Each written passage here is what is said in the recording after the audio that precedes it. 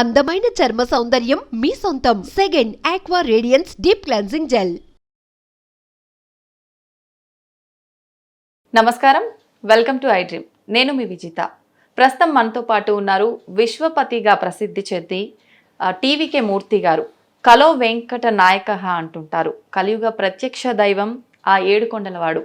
అయితే కలియుగంలో ఆ ఏడుకొండలవాడి లీలలు ఏ విధంగా ఉన్నాయి అనేది మనకు ఆయన మాటల ద్వారా, ఆయన పుస్తకాల రూపంలో ఎన్నో పుస్తకాలు రాసి ఎన్నో భాషల్లో రాసి మనందరికీ తెలియజేస్తున్నారు.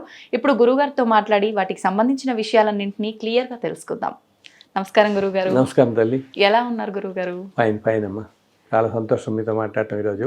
నా అదృష్టంగా నేను భావిస్తున్నా గురుగారు, మిమ్మల్ని కలవడం, మీతో మాట్లాడడం. సంతోషం, నాకు కూడా చాలా సంతోషం. గురుగారు, అసలు భగవంతుడు ఉన్నాడు లేడు అని వాదించే వాళ్ళు ఉన్నారు. ఉన్నాడు అని కొంతమంది, లేడు అని కొంతమంది.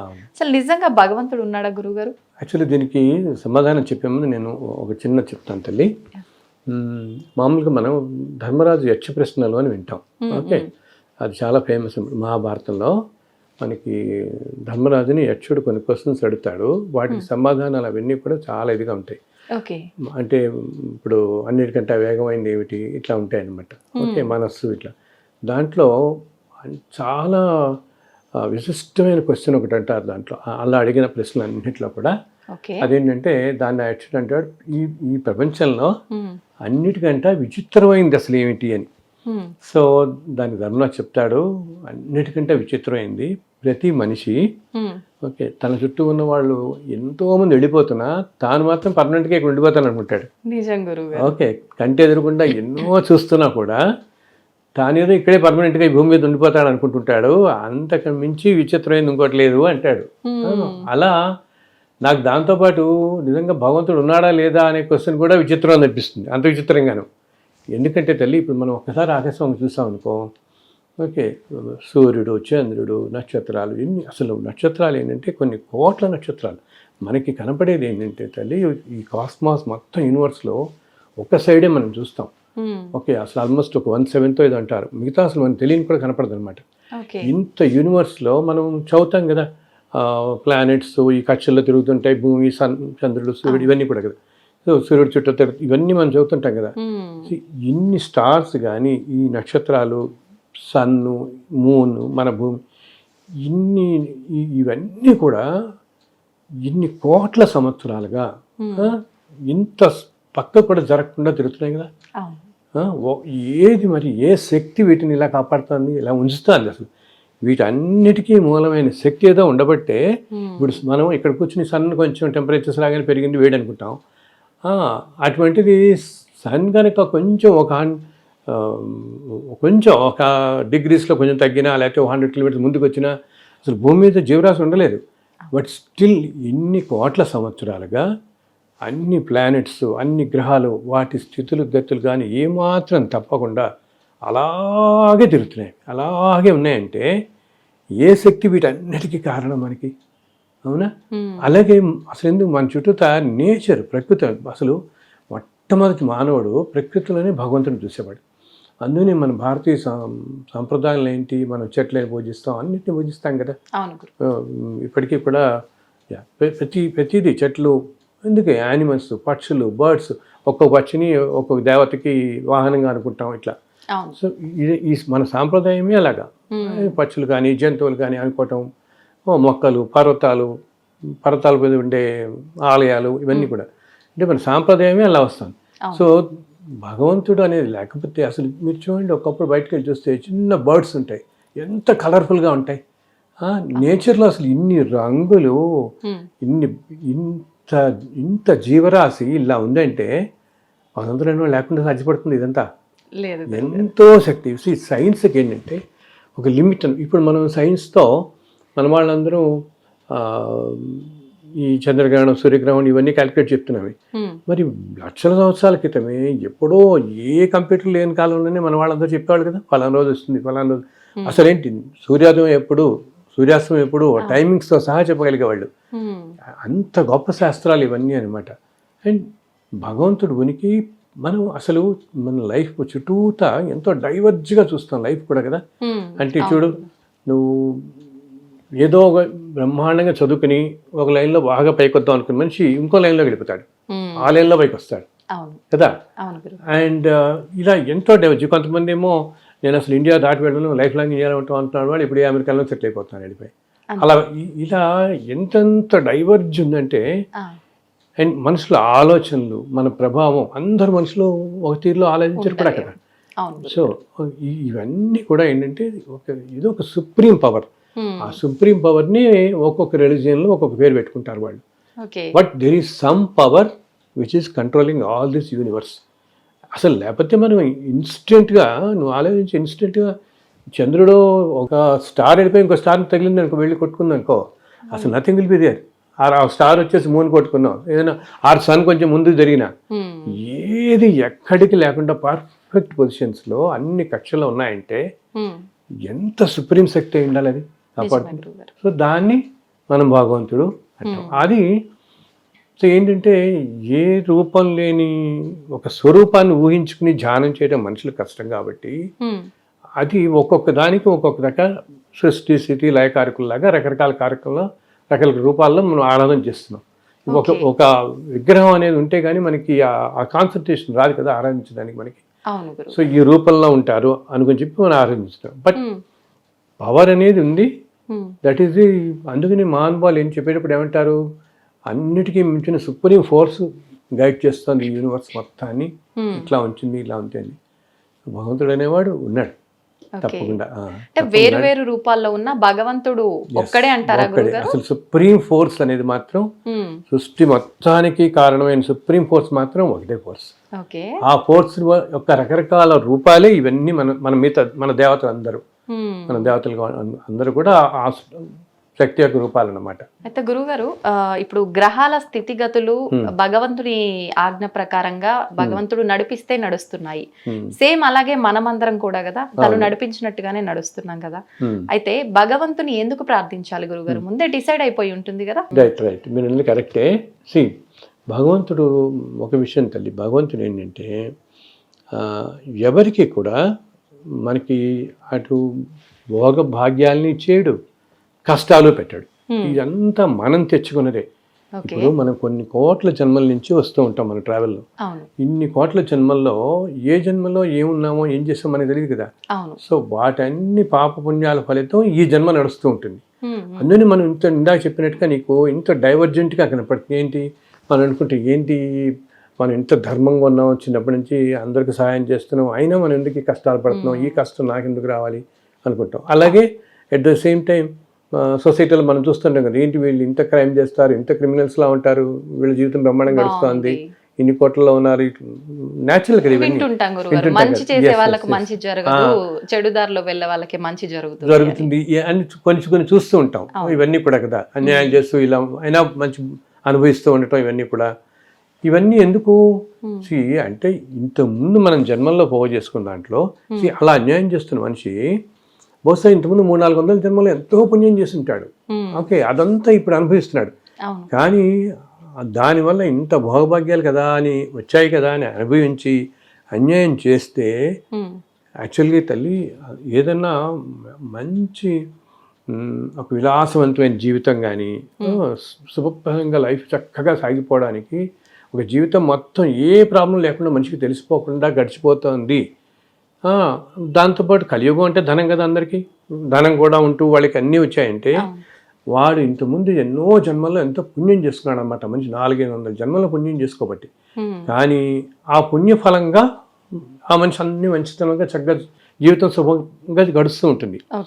కానీ గడుస్తోంది కదా, నాకు అన్నీ ఉన్నాయి కదా అనే అహంకారం వచ్చి గనక ఏదైనా అన్యాయాలు కానీ అక్రమాలు కానీ చేస్తే ఇంకా తర్వాత కొన్ని 100 జన్మలు ఇట్లా చేసిన వాళ్ళు ఏమవుతారు తెలుసా, కొన్ని 100 జన్మలు వైల్డ్లోకి వెళ్ళిపోతూ ఉంటాం, అంటే జంతు ప్రపంచంలోకి వెళ్ళిపోతారు వీళ్ళు. ఇంకా మానవ జన్మ కూడా రాదు ఇప్పుడప్పుడే, మానవ జన్మలో కూడా రాదు. ఇంత అన్యాయాలు చేసేవాళ్ళు కనుక విపరీతంగా అన్యాయం ఇప్పుడు చేస్తున్నప్పుడు అనుకోవచ్చు, నాకేముంది, నన్ను ఎవరేం చేస్తారు మనకి అనుకుంటాం. కానీ వీటన్ని ఈ రోజు నువ్వు ఇంత భాగ్యం అనిపిస్తున్నావు అంటే ఎంతో జన్మలో చేసుకున్న పుణ్యమే కదా.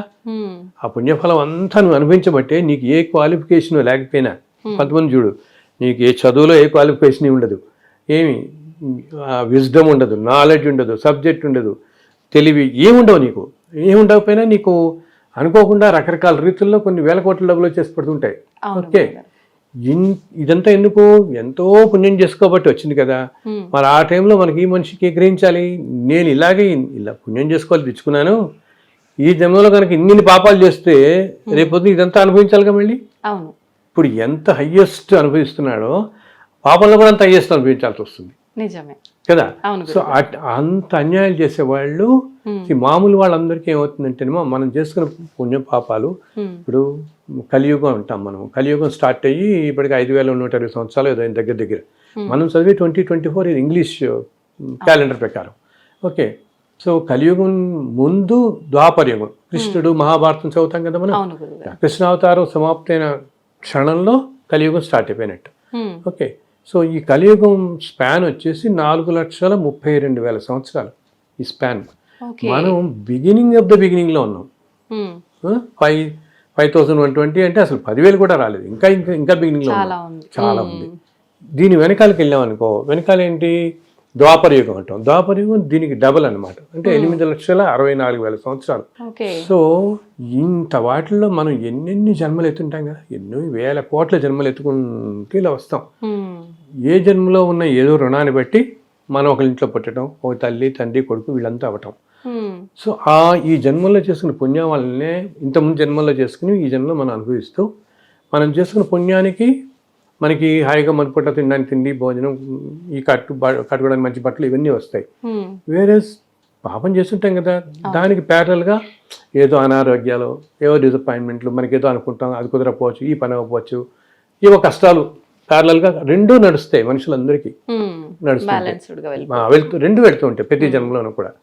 సో ఇలా అన్యాయం చేసేవాళ్ళు ఆ మాట అనుకోవాలి, నేను ఈరోజు ఇన్ని వేల కోట్ల సంపద తెచ్చుకుని ఇన్ని చేసుకుని చాలా సమాజంలో ఉన్నత పొజిషన్లో ఉన్నానంటే ఎంతో పుణ్యం చేసుకోబట్టి కదా. ఈరోజు నేను ఇన్ని అన్యాయాలు చేస్తామంటే మళ్ళీ కొన్ని వేల జన్మలో కష్టపడాల్సి వస్తుంది దానికి. అది కూడా ఏంటి, మామూలుగా కూడా కాదనమాట. నేను ఇలా విపరీతమైన ఇంకా ఏమంటాం, ఓ క్రిమినల్ యాక్టివిటీస్ కానీ ఇటువంటి వాటి అన్నిటికీ వెళ్ళే వాళ్ళకి అసలు జంతు ప్రపంచంలోకే వెళ్ళిపోతారని చెప్తున్నాను, శాస్త్రంలో చెప్తారు. ఇంకా మళ్ళీ మన మానవ జన్మ అన్నిటిలో కల్లా 84 లక్షల జీవకోటి ఇన్ని వీటిల్లో మానవ జన్మ అన్నిటికంటే ఉత్తమమైంది మనకి కదా. మానవ జన్మలోనే మనకి జ్ఞానం, అన్నీ ఉన్నాయి మనకి, మన మనస్సు, మన ఆలోచన అన్నీ కూడా. సో భగవంతుడు ఏంటంటే ఆయన అన్నీ చూస్తూ ఉంటాడు, అంతేకాని ఆయన ఎవరికి కష్టం పెట్టాడు, ఎవరికి భోగభాగ్యాలు, ఇవన్నీ మనం తెచ్చుకునేవే. ఓకే, అయితే ఏంటి, నువ్వు ఏదైనా విపరీతమైన మన కష్టాలు వచ్చినప్పుడు సాధారణంగా మనుషులు ఏంటంటే మరీ కష్టాలు వచ్చాయనుకో ఏమనుకుంటాం, ఏంటి స్వామి నేను ఇంత పుణ్యాత్ముడిని, ఇంత ధర్మంగా ఉంటాను, ఇన్ని కష్టాలు పడా, అసలు నువ్వు లేవన్న భగవంతుడు లేడని ఇస్తారు కూడా అనేస్తారు, నిందిస్తూ ఉంటారు, నువ్వు ఉంటే ఇలా కష్టం పెడతావు నిజంగానే అనుకుంటారు. అలా అనుకున్న మనిషే ఆ క్షణంలో ఇంకోటి కూడా ఏమనుకోవాలి, నేను ఇప్పుడు ఈ మాత్రం 3 పూట్ల తిండి లభిస్తుంది కూడా ఆయనే కదా కారణం. అది కూడా లభించిన వాళ్ళని ఎంతమంది చూస్తాం మనం, ఎన్నెన్ని దేశాల్లోనో ఆఫ్రికన్ కంట్రీస్ అవన్నీ చూస్తే అసలు తినడానికి తిండి వారం రోజులకు 1 రోజు కూడా వాడు తినడానికి ఉండదు వాడికి పాపం. అంత దీన పరిస్థితుల్లో మనకి ఇదంతా బాగా గడుస్తున్నప్పుడేమో నువ్వు ఉన్నావు, నువ్వు ఇచ్చావు అనుకోము, ఏదైనా కష్టం కానీ నాయన నువ్వే అన్ని కష్టాలు మమ్మల్ని పెడుతున్నావు, అసలు ఉన్నావా అని అడతాం ఆయన్ని, అంతే కదా. సో అందునే కష్టాలు వచ్చినప్పుడు కూడా భగవంతుని మనం ప్రార్థిస్తే వచ్చే ఫలితం మనకి ఏంటంటే ఈ కష్టాలు తట్టుకునే శక్తి వస్తుంది మనకి, ఈ కష్టాలు తగ్గిపో మనకి. మనం అనుభవించాల్సింది ప్రారంభ కర్మ అనేది ఎవరు తీసేయలేరు. ఓకే, ఎన్నో జన్మలో చేసుకునే కర్మ అందుకని మనం ఎంతో ధర్మాత్మలు కూడా మనకి కనపడే వాళ్ళు పాపం ఎన్నో కష్టాలు పాలవుతుంటారు, చూస్తున్నాం కదా మనం పాలవుతుంటాం. ఎందుకో ఏదో జన్మలో ఈయన ఏదో చేసుకుని ఉంటాడు. అది కూడా ఏంటి, జస్ట్ నీ వెనకాల జన్మే కాదు, నేను ఎప్పుడో 1000 జన్మల క్రితం ఏదో చేసుకున్నాను అనుకో, అది ఇప్పుడు అనుభవానికి రావచ్చు. అర్థమైందా, ఈ జన్మలో మన అనుభవానికి రావచ్చు. సో మళ్ళీ కింద జన్మలో నేను చేసుకునేది 400 జన్మల తర్వాత రావచ్చు. సో ఏ జన్మలో చేసుకున్న పాప పుణ్యాలు ఏ జన్మలో తర్వాత వస్తాయనేది మనకు తెలియదు, అనుభవించడం మాత్రం తప్పదు. సో ఇలా వచ్చినప్పుడు ఏంటంటే మనం నైనా నువ్వు ఉన్నావు, నువ్వు చూసుకుంటావు నన్ను, నాకు శక్తి నువ్వు అని ప్రార్థిస్తే ఆయన్ని తప్పకుండా అటువంటి వాళ్ళకి భగవంతుడు ఖచ్చితంగా ఇస్తాడు. దానికి కూడా తల్లి నువ్వు ఎలా ఉంటుంది మనకి, మనకి బాగా కష్టాలు అవి వచ్చినప్పుడు నువ్వు ఏదో 2 గంటలు పూజ చేయి, 4 గంటలు పూజ చేయి అంటే అంత కాన్సన్ట్రేషన్ ఉండదు మనిషికి కదా. అవును గురు. ఓకే, సో జస్ట్ ఆయన మనసారా ప్రార్థిస్తే, ఆర్తితో ప్రార్థిస్తే, ఆయన ఎప్పుడు కూడా నాకు ఇది కావాలి, మీరు 10 లక్షలు పెట్టి యజ్ఞం చేయండి, లేదా యాగం చేయండి, రోజు నా కోసం మీరు చదవండి, ఆయన అట్లా ఎప్పుడు అనడు.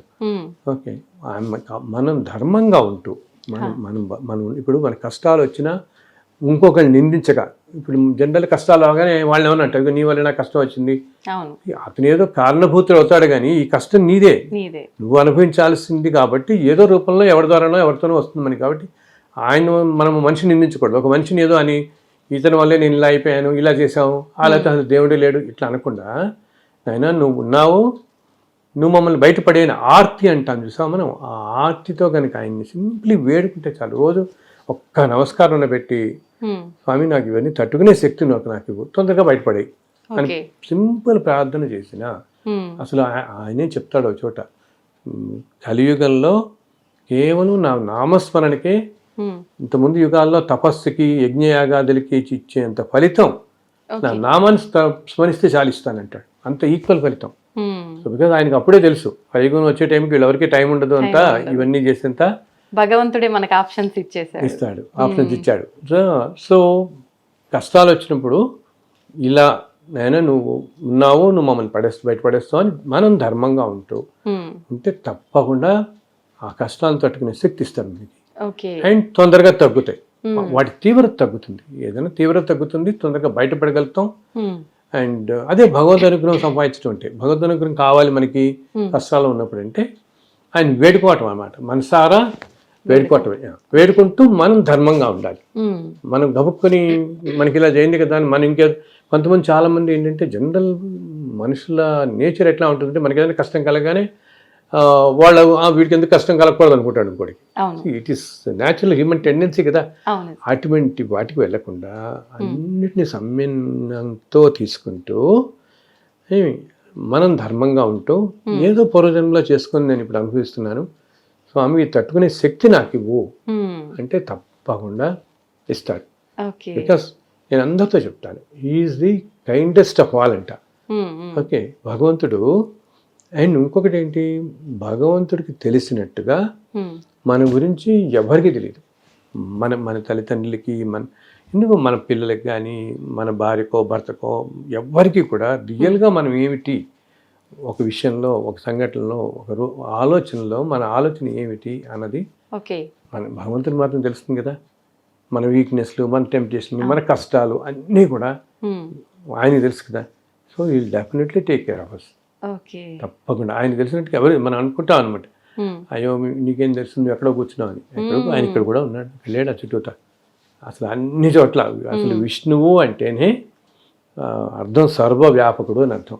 అన్ని చోట్ల వ్యాపించి ఉన్నవాడే అనమాట. అందుని మనం అంటుంటాం చూడండి, ఎక్కడ కూర్చొని తలుచుకున్నా, ఇప్పుడు ప్రహ్లాదుడు వీళ్ళందరినీ ఎలా రక్షించాడు ఆయన, ఎక్కడెక్కడ ఉన్నా ఆయన ఎదుర్కొంటారు లేడు కదా. అప్పటికప్పుడు ఎక్కడన్నా అన్ని చోట్ల ఉంటాడు ఆయన.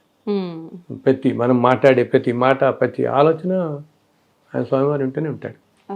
అది మనం ఒక వెంకటేశ్వరం అనుకోని, కృష్ణుడు అనుకోని, అమ్మవారు అనుకోని, ఏదైనా రూపాలు ఏదైనా అవని ఆ శక్తి ఎవరు ఏ రూపంగా కొలుస్తున్నారు. అయితే గురువు గారు, ఇప్పుడు ఇంతకు ముందు కాలంలో అంటే ఇంత పాప పుణ్యాలు లేవు, అంత న్యాయబద్ధంగా నడిచింది. ఒకప్పుడు మీరు అన్నట్టుగా ద్వాపర యుగము అలా. ఇప్పుడు ఇది కలియుగం కదా, కలియుగంలో పాప పుణ్యాలు ఎక్కువైపోయాయి. ఇప్పుడు ఈ కలియుగంలో భగవంతుడి దర్శనము, మనం కోరుకున్న వెంటనే భగవంతుడి అనుగ్రహము, ఇవన్నీ సాధ్యపడతాయంటారా? అవుతాయి తల్లి, తప్పకుండా అవుతాయి. చెప్పాను కదా ఇందాక నేను అన్నట్టు, మనం అంత ఆర్తితో కలిసి మనం ధర్మంగా ఉంటే తప్పకుండా. ఒకటి ఏంటంటే మామూలుగా కూడా మనం ఇలాగా ఏమంటాం, మనం ఇప్పుడిప్పుడు కథల్లో చదువుతుంటాం చూడు, పాతకాలంలో ఎవరో రాక్షసులు ఉండేవాడు, జనాలందరినీ హింసించేవాడు, వింటుంటాం కదా. ఆ కాలంలో చాలా ప్రజలందరూ చాలా కష్టాలు పడ్డారని చదువుతూ ఉంటాం కదా.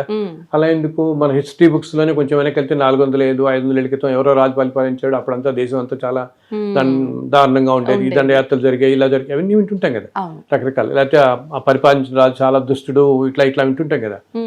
సో ఏంటంటే ధర్మం కూడా ఈ సైకిల్లో లైఫ్ ఇలా పెడుతున్నప్పుడు కొంచెం ఒక్కోసారి చాలా తగ్గిపోతూ ఉంటుంది. ఎప్పుడైతే ధర్మం అనేది బయట జనరల్ సొసైటీలో నీకు తగ్గుతూ వస్తుందో అప్పుడు ఏమవుతుందంటే మనుషులందరూ ఇందాక నేను చెప్పాను చూడు, పాత జన్మల్లో మనం అన్ని పడుతూ ఉంటామని. ఓకే, మామూలు సామాన్యం వాళ్ళందరికీ కూడా ధర్మం తగ్గిపోయినప్పుడు టూ థింగ్స్ అవుతాయి ఎప్పుడు ప్రపంచంలో. ఏంటి, జనంలో కనుక ధర్మం బాగా తగ్గిపోయి ఇప్పుడు చూస్తున్నాం మనం. ఒకప్పుడు ఏదో కొంతమంది అధికారులు కానీ ఎవరన్నా అక్కడక్కడ చాలా అధర్మంగా ఉన్నారని మనం చూసేవాళ్ళం. వేరే ఇప్పుడు అన్ని సంస్థల్లోనూ అన్ని స్పియర్స్ ఆఫ్ లైఫ్లోనూ వచ్చేసింది కదా అధర్మం అనేది. మంచి వాళ్ళనే వెతకడం కష్టమైపోయింది. అన్ని చోట్ల అన్యాయం, ఇది అదొక రూల్ ఆఫ్ ద డే లాగా అయిపోయింది పూర్తిగా. అది ప్రతి చోట ఎందుకు ప్రతి వాళ్ళకి తాపత్రయం. ఏదో మనం ఇక్కడ ఉండిపోదాం, ఏదో అన్ని చోట ఇంకో 1000 ఇక్కడ ఉండిపోతాం అనుకుంటారు ప్రతి మనిషి. ఇంకో 1000 ఇక్కడ ఉండిపోదాం కాబట్టి అందులో 10,000 కూడా సంపాదించేయాలని. వాళ్ళు ఉండేది 60-70 ఏళ్ళ జీవితానికి ఏమిటి. అండ్ ఇంత తాపత్రయం నేను అందరితో చెప్తాను, ఎందుకంటే ఇంత తాపత్రయ పెడతారు మీరు 200 కోట్లు 300 కోట్లు అని. మీరు ఇంత తాపత్రయ పడిన తర్వాత నెక్స్ట్ మీ జనరేషన్లో ఏదో 4వ జనరేషన్లో వచ్చేవాడు ఇది మొత్తం క్లియర్ చేసేస్తాడు. వీడు ఇంత కష్టపడి ఇంత అన్యాయాలు చేసి సంపాదించిన డబ్బు అనేది ఎందుకు ఏం చూసుకోడు కదా. ఇంకా దానివల్ల లేని పని పాపం మూడు కట్టుకుని నెక్స్ట్ జనరేషన్స్ పెడుతుంది ఆ పాపం. అంతే కదా, పిల్లలు నెక్స్ట్ జనరేషన్స్ వాళ్ళకి ఈ పాప ఫలితం అంతా పడుతుంది అనవసరంగా. వీళ్ళు ఎక్కువ కనుక పాపం చేస్తే అది వాళ్ళ మీద కూడా చూపిస్తుంది. అందరూ ధర్మంగా ఉండాలని చెప్పాను మన అందరికీ. సో భగవంతుడు ఇప్పుడేంటి, ఎప్పుడైతే సొసైటీలోనే ధర్మం అనేది లేదో ఈ మధ్య చాలా తగ్గిపోతూ చూస్తున్నాను. 4-5 ఏళ్ల నుంచి అలా పడిపోతుంది కదా. ఎప్పుడైతే ధర్మం అనేది లేదో మనకేమవుతుంది, మామూలు మనుషులందరికీ కూడా నువ్వు ఒక 10 జన్మల్లో పడాల్సిన పాప కర్మ కానీ పుణ్యం అది ఒక్కసారి ఈ జన్మలో వచ్చేస్తుంది. అలాగా నెట్టుకుని వచ్చినట్టు వస్తుంది అనమాట. అందుకని మనం చూడు ఈ మధ్య కాలంలో ఎంతో చిన్న ఏజ్ అనారోగ్యాలు రావటము, అన్యూజువల్ రోగాలు రావటం. ఇప్పుడు మన కరోనా ప్రపంచం మొత్తాన్ని ఎలా ఆపేసింది. అసలు మోస్ట్ ఊహించినవన్నీ రావటం అనమాట. ఇదంతా ఎందుకు జరుగుతుంది, ధర్మం లేనప్పుడు నేచర్ సరిగా ఉండదు, డిస్టర్బ్ అయిపోతుంది నేచరు, అస్సలు డిస్టర్బ్ అయిపోయి నేచరు. రెండోది మనము అనుభవించాల్సిన పాపపుణ్యాలు ఉంటాయి, ఇవన్నీ కూడా ఒక 10 జన్మలు 20 జన్మలు అనుభవించాల్సింది ఇప్పుడు వచ్చేస్తుంది మనకి, ఒక్కసారి వచ్చి పడుతుంది. అక్కడితో మనుషులు అందుకని ఈ రోజుల్లో ఇంత కష్టాలు పడుతున్నారు. ప్రస్తుతం సొసైటీలో చూస్తే ఏ ఫీల్డ్లో ఉన్నా చూడు నువ్వు, ఎంతో మంచిగా ఉన్న వాళ్ళు కూడా కష్టాలు పడుతున్నారు. చూస్తున్నాం కదా మనం చాలా మందిని. బికాస్ నేను చెప్పాను, ఇప్పుడు నువ్వు ఒక జన్మలో పడుతుంటే ఓకే కొన్నాళ్ళు పడతావు అనుకుంటా, 10 జన్మల్లో ఒకేసారి తోసుకొస్తే ఇంకా కష్టమే అన్నట్టుగా కోలుకోలేని అటువంటి కష్టాలు చూస్తున్నాం మనం. మన చుట్టుపక్కల మన కొలీగ్స్లో కానీ మన తెలిసిన వాళ్ళలో కానీ ఏంటి ఇన్ని కష్టాలు వచ్చిపడ్డాయి ఈ మనిషి కానీ. ఎందుకు, బయట ధర్మమే లేనప్పుడు ఇలా వస్తుంది. సో ఇటువంటిప్పుడు మనం చేయాల్సిందల్లా ఆయన మళ్ళీ కాలు పట్టుకోవటం అండ్ మనకు తోచినంతలో మనం ధర్మంగా ఉంటూ మనమేం అన్యాయం చేయకుండా దగ్గర వాళ్ళు సహాయం చేస్తూ చాలు. ఎప్పుడు భగవంతుడు అన్నిటికంటే సంతోషించే తల్లి, తోటి మనిషికి సహాయం చేస్తే ఆయన సంతోషించినట్టు ఇంకెవరు సంతోషించరు. నీ పక్క మనిషికి నీకు తోచినంత సహాయం అనేది డబ్బే ఇవ్వక్కర్లేదు. ఏదైనా కష్టాలు ఉన్నప్పుడు 4 మంచి మాటలు చెప్పచ్చు, వాళ్ళకి కొంచెం సాంత్వన కలిగేలా చేయొచ్చు, నీకు తోచిన దాంట్లో నువ్వు చిన్న సహాయం చేయొచ్చు. బికాజ్ ఒక మనిషి అందుకని మనం అంటారు, మన వాళ్ళందరూ చిన్నప్పటి నుంచి మానవ సేవ అంటారు చూడు. బికాజ్ ప్రతి మనిషిలోనూ మాధుడు ఉంటాడు కదా, భగవంతుడు ఉంటాడు కాబట్టి అట్లా. సో ఆయన వేడుకుంటే ఆ తట్టుకునే శక్తి మనకు వస్తుంది అనమాట. గురుగారు, ధర్మం అంటున్నాం కదా, నిజంగా ధర్మం అంటే ఏంటి? ధర్మ మార్గంలో నడవాలంటే మనం ఏం చేయాల్సి ఉంటుంది? అందరూ అనుకుంటారు తల్లి ధర్మం అంటే అది చాలా కష్టం, అమ్మో వీళ్ళంతా చాలా పెద్ద వాళ్ళందరూ చెప్తారు ధర్మం అని చెప్పి తెల్లారేస్తే ప్రవచనాల్లో చెప్తారు, మహానుభావులు ఎంతో ధర్మంగా ఉండండి అంటారు. అమ్మో ఇది మళ్ళంటే వాళ్ళకి సాధ్యపడుతుంది. బట్ అసలు నన్ను నడిచే ప్రపంచంలో అన్నిటికంటే తేలికైంది ధర్మాన్ని ఆచరించడమే. దానికి నీకు క్వాలిఫికేషన్స్ అక్కర్లేదు, పొజిషన్స్ అక్కర్లేదు, డబ్బు అక్కర్లేదు, మనుషులు అక్కర్లేదు, ఏ ఇన్స్ట్రుమెంట్స్ అక్కర్లేదు, ఏం అక్కర్లేదు. మన మనస్సు ప్యూర్గా ఉంచుకుంటే చాలు. అన్నిటికంటే ఉత్తమమైన ధర్మం ఏంటి అసలు, అది కూడా మహాభారతంలోనే ఒక పద్యం వస్తుంది. దాంట్లో ఏం చెప్తారంటే, వేరే వాళ్ళు అన్నిటికంటే ఉత్తమమైన ధర్మం ఏమిటి అని ఒక పద్యం ఉంటుంది దానికి. ఆ ధర్మంలో ఏమిటంటే, వేరే వాళ్ళు నీకు ఏం చేస్తే నువ్వు కష్టం నీకు అనిపిస్తుందో అది నువ్వు ఇంకోళ్ళకి చెయ్యకు, అది అవతల వాళ్ళకి చేయకపోవటం పరాయణము పరమ ధర్మములకెళ్ళనని వస్తుంది. ఒరలే ఎవరు వినరించిన అని ఒక పద్యం, అది 4 లైన్లు. వేరే వాళ్ళు నీకు ఏది చేస్తే నీకు కష్టం అనిపిస్తుందో, నీకు అప్రయం కలుగుతుందో అది వాళ్ళకి నువ్వు చేయకుండా ఉండటం పరాయణము పరము ధర్మములకు వెళ్ళను. అన్ని ధర్మాల కంటే గొప్ప ధర్మం ఏంటంటే అవతల వాళ్ళని కష్టపెట్టకుండా ఉండటం. సో సింపుల్, మనంతా అంటే సింపుల్ లివింగ్ అని, హంబుల్ లివింగ్ అని, సింపుల్ ఏదొచ్చినా ఇది నేను గొప్ప, నేను చేశాను, నేను ఏదో సాధించడం వల్ల నాకు ఈ పదవి వచ్చింది, నాకు ఇంత డబ్బులు వచ్చాయి, ఇంత పేరు వచ్చింది, ఇన్ని వచ్చింది. నేను అనే అహంకారం మనిషిని ఎక్కడికైనా డౌన్ చేసేస్తుంది మనిషిని. అది లేకుండా మనకి తోచినంతలో, మనకి వీలునంతలో పక్క మనిషికి సహాయం చేస్తూ ఇప్పుడు నేను చెప్తానమ్మా, ఇప్పుడు ఏదో పెద్ద ఆర్గనైజేషన్ ఉంటుంది, వాళ్ళకి ఏదో మన వాళ్ళు చెప్తుంటారు ఏదైనా డొనేట్ చేయండి వాటికి. అలా ఎక్కడో వాటికంటే కూడా మీ కంటి ఎదురకుండా కనపడే వాళ్ళకి, ఇప్పుడు మన ఇంట్లో పని వాళ్ళు ఉంటారు, మన దగ్గర పని చేసే వాళ్ళు ఉంటారు, మన డ్రైవర్లు ఉంటారు, చిన్న చిన్న వాళ్ళు ఉంటారు, చిన్న అందరూ ఒకళ్ళే కదా. నేను అందరితో ఒకటేంట, నేను వాళ్ళు 2 కాళ్ళు 2 చేతులు కళ్ళు మలానే పుట్టారు. ఓకే, కేవలం నువ్వు ఎక్కడ పుట్టావు అన్నదే నీ జీవితం నిర్ణయించబడుతుంది. ఎందుకు నిర్ణయించబడుతుంది? పూర్వజన్మల కర్మఫలంగా. సో పాపం వాళ్ళకి పూర్వజన్మ కర్మఫలంగా వాళ్ళు అలా ఉన్నారు, నీ పూర్వజన్మ కర్మఫలంగా నువ్వు ఇలా ఉన్నావు. ఉన్నప్పుడు నువ్వేం చేయాలి? వాళ్ళకి నీ శక్తి కొద్ది నువ్వు సహాయం చేయి. బికాస్ రేపు పొద్దున్న నువ్వు ఇంతకంటే అధీనంగా వెళ్ళొచ్చు. వాళ్ళని చూసి నువ్వు యాలిపడుతున్నావు కానీ ఇంతకంటే అధీన పరిస్థితిలో ముందుకెళ్తావేమో, ఇంతకుముందు జన్మల్లో ఆరు వెనక జన్మల్లో ఉన్నావో, ముందు ఇంకా వెళ్ళొచ్చు. అందుకని మనకున్న దాంట్లో తోటి మనిషికి కనుక మన దగ్గర వాళ్ళకి, ఎక్కడో అక్కడ మన దగ్గర వాళ్ళకి సహాయం చేస్తే అది కాపాడినంత ఏది కాపాడదమ్మా. నేను ఇన్ని 15-20 సంవత్సరాల ఈ ట్రావెల్లో ఎంతో మందిని నేను చూశాను. వాళ్ళందరి జీవితాల్లో ఇలాగా ఏదైనా కష్టాలు వచ్చినా తట్టుకునే శక్తి కానీ అవన్నీ కూడా కేవలం వాళ్ళు ధర్మంగా ఉండి ఏమి వాళ్ళకి తోచినంత నలుగురికి సహాయం చేసి, అయ్యో నాకు ఇలా కష్టం వచ్చింది అని కుంగిపోకుండా మనుషులు అప్పటి కష్టంలో ఉండి కూడా అవతల వాళ్ళకి సహాయపడటం. అంత కష్టంలో పడుతూ కూడా వాళ్ళ తోచినంతలో వాళ్ళు పడుతూ, అండ్ ఈ కష్టాలు ఇంకోళ్ళు నిందించకుండా గబుక్కుని సాధారణంగా చేసేది అందరూ. జనరల్ గా 99% మనకి ఏదైనా కష్టం లాగే నాకు వీడే కారణం ఈ కష్టాన్ని అనుకుంటాం. అది కారణం అనేది మనం పౌరజన్మంలో చేసుకున్నదే మనకు వస్తుంది, అదే కారణభూతం అవుతుంది. కానీ ఈ మనుషులు సంఘటనలు ఇవేమి కాదు, వాళ్ళు ఏదో అలా రావాలి కాబట్టి అలా అనుకోరుతాయి మనకి, అంతే. మనం చేసుకునే మనకు వస్తుంటుంది. సో అప్పుడు ఇంకొకళ్ళు నిందించకుండా ఉంటే అన్నిటికంటే అదే ధర్మం. అసలు ధర్మాన్ని ఆచరించండి అని అందరూ చెప్తారే, ధర్మాన్ని ఆచరించడం అంటే మనం ధర్మంగా ఉండటమే అనమాట. ధర్మాన్ని రక్షించండి అని ఉంటారు. రక్షించడం అంటే ఆచరించడం. ఇంకోటి ఏంటి, ఇలా మంచి పని చేస్తున్నా కూడా నేను మంచి పని చేస్తున్నాను అనుకోకూడదు. ఓకే, ఎప్పుడైతే నువ్వు ఇప్పుడు ప్రతి మనిషి కోరుకునేది ఏంటి, నాకు మోక్షం వచ్చేయాలి బాబు, ఈ జన్మలు పడలేకపోతున్నాను, తొందరగా నీ దగ్గర తీసుకెళ్ళిపో, ఇన్ని కోట్ల జన్మల్లో నా వల్ల కావట్లేదు, పడలేకపోతున్నాం అనుకుంటామే. మోక్షం రావాలి అంటే ఇన్ని కోట్ల జన్మల నుంచి వస్తుందంతా క్లియర్ చేసుకోవాలి కదా మనం. చేసుకుని మోక్షం దగ్గర వాళ్ళంటే ఎలా ఉండాలి, ఇంక మనకి పుణ్యఫలం ఉండకూడదు, పాపఫలం ఉండకూడదు, ఏ ఫలం ఉండకూడదు, రెండు పూర్తిగా పోతేనే అప్పుడు భగవంతుడి దగ్గర వెళ్ళగలుగుతాం, అంతే కదా. సో అప్పుడేంటి, నీకు ఒక 400-500 జన్మల్లో నువ్వు చాలా పుణ్యం చేసావు అనుకో, దానివల్ల నీ జీవితం చాలా బాగా గడుస్తుంది అనుకుందాం ఈ జన్మలో. ఈ నెక్స్ట్ 20-30 జన్మలు నువ్వు చాలా అన్ని విధాలా బాగుంటావు. ఓకే, అన్యాయం చేయట్లేదు అనుకో, అప్పుడు డబ్బు వచ్చిన మనస్సు కూడా మనం మంచిదే అనుకుందాం. అప్పుడు ఏం చేస్తాం, మనకున్నదంటే నలుగురు సహాయం చేద్దాం చూస్తాం. సహాయం చేస్తున్నప్పుడు కూడా ఈ సహాయం నేను చేస్తున్నాను అని అనుకోకూడదు. నువ్వు ఎప్పుడైతే నేను వీడికి ఇలా డబ్బులు ఇచ్చాను, నేను సహాయం చేస్తాను అనుకుంటావో, ఈ పుణ్యఫలం మళ్ళీ యాడ్ అయ్యి ఈ పుణ్యఫలం అనిపించడానికి ఇంకో 100 జన్మలు పట్టుకొని తీసుకుంటాం పుణ్యఫలం అనిపించడానికి. ఈ తీసుకుంటున్నప్పుడు మనం ఇంత చంచలంగా ఉంటాంగా, ఏదో రంగు చేపి ఉంటాడా మనిషి?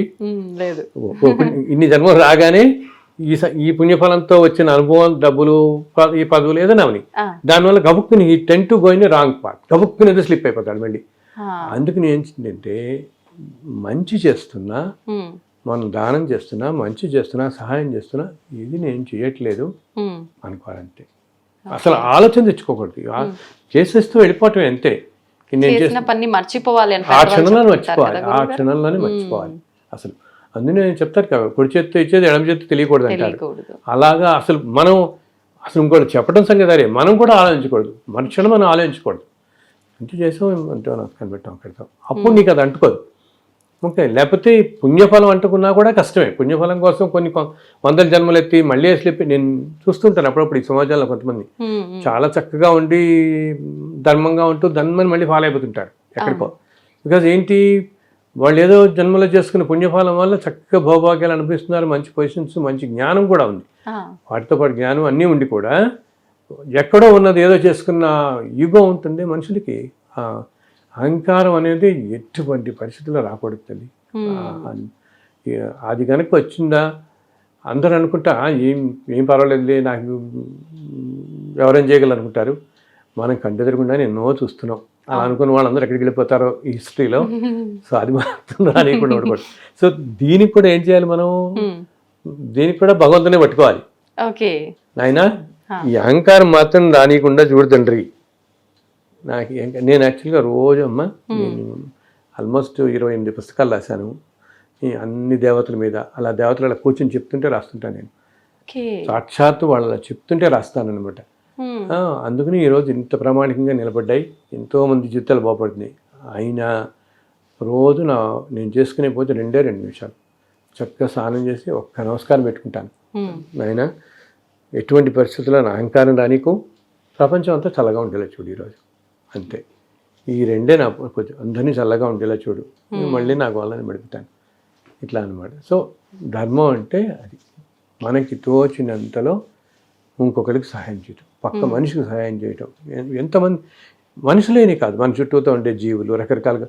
కొంతమంది అంటారు చూడు, ఏదైనా ఒక్కొక్కరికి వాటికి 4 బిస్కెట్స్ వేయండి పాపం, అవి అలా రోడ్డు మీద. ఈ మధ్య నా దగ్గర ఒక అతను వచ్చాడు. ఆయన ఏం చేస్తాడు తెలుసా, ఎప్పుడు కార్లో ఎప్పుడు ఒక 10 బిస్కెట్స్ ప్యాక్ పెట్టుకుంటాడు. పెట్టుకుని రోడ్డు మీద వెళ్తున్నప్పుడు ఎప్పుడన్నా ఏదైనా ఇలా గబుక్కుని కుక్కలు ఎవరోటికి అడ్డంగా వచ్చినా ఇలా వచ్చినా వెంటనే 10 బిస్కెట్ ప్యాకెట్లు వేసి వేసేస్తారు వాళ్ళకి. జీవులకి బికాజ్ ఆ రూపంలో ఉన్నది ఏమో, ఏ జన్మలో ఏ జీవో మనకేం తెలుసు. అవును గురువుగారు, అంతే కదా. ఇప్పుడు ఒక్కొక్కప్పుడు కొంతమంది చూడమ్మా, మన ఇళ్లలో కొంతమంది చూస్తుంటాం, మన ఇంటి దగ్గర ఏదో ఒక కుక్కో ఏదో ఒకటి అలా తిరుగుతూనే ఉంటుంది. ఎంతతో కసిరినా పోదు, అది పోదు, మళ్ళీ మన ఇంటికే వస్తుంటుంది. దానికి ఏం పెట్టమైనా దాన్ని కొడతారు, తోసేద్దామని చూస్తారు, మళ్ళీ మన దగ్గరికి వస్తుంది. అంటే ఏంటి, మోస్ట్ ప్రాబబ్లీ అది బహుశా ఏదో జన్మలో మనకు తెలిసిన ఏ స్నేహితుడు ఎవరో ఉండొచ్చు. అర్థమైందా, ఏదో అయ్యి ఎన్నో అన్యాయాలన్నీ చేయటం వల్ల ఈ జన్మ తీసుకుని, అయినా ఆ సోల్ ఉంటుంది మనలో ఉండే ఆత్మకి తెలుస్తూ ఉంటుంది. ఇవన్నీ కూడా ఆత్మకి తెలుస్తాయి. ప్రతిదీ కూడా మన మనస్సుకి తెలియదు. Mind in the physical body అంటామే. మన మైండ్ ఏంటి, మైండ్ ఎప్పుడు లాజిక్ చూస్తుంది. ఇది లాజికల్గా, ఇది ఇట్లా ఉంది, అది అట్లా ఉంది, వీడు సంపాదించాడు, ఇలా చేశాడు, మైండ్ అంతా లాజిక్ అప్లై చేస్తుంది. వేరే సోల్కి అదంతా ఉండదు. ఓకే, సో సోల్కి తెలుస్తూ ఉంటుంది. ఏదైనా ఒక చోటుకి వెళ్తే, అందులో నేను చూడు, కొన్ని చోటుకి వెళ్తే చాలా ప్లెజెంట్గా ఫీల్ అవుతాం. ఒక చోటికి మనం వెళ్ళిపోయి 6 గంటలో వచ్చేద్దాం అనుకున్న వాళ్ళు ఎందుకు అక్కడి నుంచి రాబుద్ది కాదు. ఓకే, బికాస్ ఆ సోల్ నోస్ అక్కడ ఏదో మనకి ఏదో కనెక్షన్ ఉంది వాళ్ళతో. ఇన్ని జన్మల్లో ఎవరెవరు ఎప్పుడు వాళ్ళు ఏంటో మనకి తెలియదు కదా. సో ఇలా వచ్చిన ఆ కుక్క ఏదో ఒకటి బహుశా ఏదో జన్మలో మన బంధువు ఏదో అయ్యింది, ఈ పాపాల వల్ల చుట్టుకుని, బట్ ఆ సోల్కి తెలుస్తుంది కదా, ఈ చుట్టుపక్కల తెలుస్తూ ఉంటుంది. సో అటువంటి వాటికి కనుక నువ్వు ఏదో నేను అన్నం పెట్టావనుకో, తిండి పెడితే ఆ సోల్ శాంతిస్తుంది కదా పాప వాటికి. అందుకనే మన వాళ్ళు అందరూ చెప్తారు భూతదయ అంటుంటారే, అందరు చెప్పేది అది కాపాడినట్టు ఏది కాపాడు. ఇది దీనికి పెద్ద ఏమంటాం, ఎవరైనా చేయగలదు, అతి సామాన్యులైనా కూడా చేయొచ్చు. ధర్మం ఇప్పుడు అర్థమైంది, ధర్మం అనేదానికి నీకు 100 కోట్లు ఉండక్కర్లేదు. ఇవన్నీ మామూలుగా మన పనులు మనం చేసుకుంటూ నిత్యం ఏదైనా చిన్నది సహాయం చేస్తే అది ఎంతో కాపాడుతుంది. నేను చూశాను ఇన్ని సంవత్సరాల్లో సామాన్య జీవితం గడుపుతూ నలుగురికి సహాయం చేస్తున్న వాళ్ళు ఎంతో చక్కగా ఉంటున్నారు తల్లి. ఎటువంటి కష్టాలు వచ్చినా శక్తి వస్తుంటోంది, ఆ తట్టుకునే శక్తి, మళ్ళీ బయటపడుతున్నారు, మళ్ళీ చక్కగా ఉంటున్నారు. అలా వచ్చాం కదా అని మళ్ళీ మంచి దాంట్లోకి వచ్చాం కదా అని మర్చిపోకుండా మళ్ళీ ఇదే మార్గంలో వెళ్తున్నారు వాళ్ళు. మనం ధర్మ మార్గంలో నలుగురికి సహాయం చేస్తూ వెళ్తుంటే భగవంతుడి అనుగ్రహం మన పైన ఖచ్చితంగా ఉంటుంది. తప్పకుండా ఉంటుందమ్మా. ధర్మం అదే సహాయం మనిషికి అసలు కలియుగానికే దానం, అంతే. నీకు తోచినది బట్టలు కానీ డబ్బులు కానీ ఏ విధమైనదైనా, లేకపోతే మన ఇంట్లో ఉండడానికి కాస్త ప్లేస్ కానీ, పాపం వర్షంలో ఎవరో రోడ్డు మీద పోతుంటాడు, విపరీత వర్షం పడుతుంటుంది, బాబు కాసేపు వచ్చి కూర్చోమని ఆ టైంకి వాళ్ళకి ఏదో ఇంత మంచినీళ్ళు ఇచ్చి ఇస్తే, బికాస్ ఒక ఆత్మ సంతోషపడితే వచ్చే బ్లెస్సింగ్స్ ఇంత అంతా కాదు. అది మన మాటల్లో కానీ వర్ణించలేము అన్నమాట. ఒక ఆత్మ సంతోషపడి ఎంతో సంతోషపడి తృప్తి చెందిందనుకో, ఆ రిటర్న్ వచ్చే బ్లెస్సింగ్స్ తరతరాలు కాపాడతాయి మనుషుల్ని. అందుకని మన చిన్నప్పటి నుంచి మనకేం చెప్తారు, నలుగురికి సహాయం చేయండి రా బాబు, నలుగురికి సహాయం చేయండి, ఇదే కదా 10 మందికి సహాయం చేయండి అంటారు. ఏంటి ఈ 9, 10 అనేది అక్కడ నెంబర్ కాదనమాట. నువ్వు ఎంత ఎక్కువ మందికి నువ్వు సహాయం చేస్తే అంతమంది నీ మంచి కోరుకుంటారు. ఓకే, అది కూడా ఏంటి, వాళ్ళు చెప్పకపోవచ్చు అందరికీ వెంటనే మేము వల్ల బాగున్నామండి మేము అని చెప్పేంత మనసు, టైము, వీలు ఏమి ఉండకపోవచ్చు, కానీ ఆ సోల్ చాలా సంతోషపడుతుంది కదా, ఆత్మహత్య చాలా సంతోషపడుతుంది కదా. టైంలో నన్ను ఆదుకుని, ఇప్పుడు మనం అనుకో మనకి ఎవరన్నా గబుక్కుని ఏదైనా మంచి పని చేస్తే భగవంతుడు ఉన్నాడు, నిజంగా భగవంతుడు ఈ రూపంలో వచ్చాడు అనుకుంటాం కదా, అలా ఆ సోల్ అనుకుంటుంది. ఆ సోల్ బ్లెస్సింగ్స్ చాలా కాపాడతాయి మనల్ని, చాలా కాపాడతాయి అన్నమాట. అయితే గురువుగారు, మీరు రాసిన పుస్తకాల్లో ఎక్కువగా వెంకటేశ్వర స్వామి వ్రతకల్పం బాగా ప్రసిద్ధి చెందింది. మీరు మొత్తం 28 పుస్తకాలు రాశారని విన్నాను. 12 భాషల్లోనూ ఏమో రాశారని కూడా విన్నాను గురుగారు, నిజమేనండి? అది 12 భాషల్లో వచ్చాయా? అంటే భాషల్లో రావటం అంటే తల్లి, నేను ఆల్మోస్ట్ ఒక 32 పుస్తకాల దాకా రాసినట్టున్నా ఇప్పుడు నేను. ఓకే, సో దాంట్లో 18 పుస్తకాలు 28 బుక్స్ రాశాను. సో వీటిల్లో 18 పుస్తకాలు స్వామివారి మీద రాసినవి. ఓకే, దాంట్లో ఈ వెంకటేశ్వర వ్రతకల్పం అనేది 2005లో నేను రాశాను. 2005లో. అది ఏంటంటే నాకు యాక్చువల్గా నేను ఇంజనీరింగ్ చేశాను. ఇంజనీరింగ్ చేసి కొన్నాళ్ళు ఇంజనీరింగ్ కాలేజీలో వర్క్ చేశాను. హైదరాబాద్లో ఉస్మానియా యూనివర్సిటీలో BA చదివి తర్వాత REC వరంగల్లో MTech చేసి 4 సంవత్సరాలు ఆల్మిన్లో చేశాను. తర్వాత 10 సంవత్సరాలు ఇంజనీరింగ్ కాలేజీలో చేశాను, మాతృశ్రీ ఇంజనీరింగ్ కాలేజ్ హైదరాబాద్లో. చేస్తున్నప్పుడు 93, 94 టైంలో నేను కంపెనీస్కి లోగోస్ అవి మొదలుపెట్టాను, వేదిక్ లోగోస్ అని చేస్తుండేవాడిని. అలా చేస్తూ ఇంక 98లో జాబ్ రిజైన్ చేసి 98 నుంచి ఇప్పటిదాకా ఇదే ఫుల్ టైం అనమాట, ఈ లోగో డిజైనింగ్. అలా ఒక 5-6 వేల కంపెనీలు నేను చేస్తుంటాను. ఒక వేదిక్ సిస్టమ్తో నేను సెలెక్ట్ చేస్తాను అనమాట. ఓకే, ఇది ఇట్లా సాగుతుండగా 2001లో అనుకుంటా మొట్టమొదటి బుక్ రాశాను నేను. అప్పటిదాకా అసలు నేనేమి చెప్పాలంటే పెద్దగా వేదాలు, శాస్త్రాలు ఏమీ చదువుకోలేదు. వరుసను సొక్కుతో అలా ఫ్లో అలా వస్తుంది, రాస్తున్నాను. ఓకే, సో మొట్టమొదటి బుక్ శ్రీనివాస మహత్యం అని తిరుమల విశేషాలతో రాశాను. ఓకే, 2001లో. అదేంటంటే తల్లి, అది ఒక 8 నెలలు పట్టింది నాకు రాయడానికి. అండ్ అది ఒక దీక్షలాగా తీసుకున్నాను. బికాస్ స్వామివారు మనకి కనపడి మన ఆదేశించి రాయమంటాం అంటే సామాన్యం కాదు కదా. సో అందుకని ఆ 8 నెలలు నేను నేల మీద పడుతున్నాను. అండ్ ఎక్కడికి వెళ్ళేవాడిని కాదు, ఎవరికి ఏ ఫంక్షన్స్కి ఎక్కడికి వెళ్ళకుండా. అండ్ మధ్యలో కొన్నాళ్ళు తిరుమల వెళ్ళి నేను కొండ మీద కూర్చుని మ్యాన్స్క్రిప్ట్ రాసుకుని, అండ్ ఆయన తర్వాత మళ్ళీ వచ్చి రాతపతి అంతా రాసుకున్న తర్వాత 8 నెలలు పట్టింది. 8 నెలలు పట్టిన తర్వాత ప్రింట్ చేసి మొదటి కాపీలు తీసుకుని ఆలిపిరి దగ్గర నుంచి నడిచెక్కి స్వామి హుండీలో సమర్పించాం. అక్కడ శ్రీవారి పాదాలని ఉంటుంది కొండ మీద, అక్కడ పెట్టి పూజ చేసి సమర్పించాం.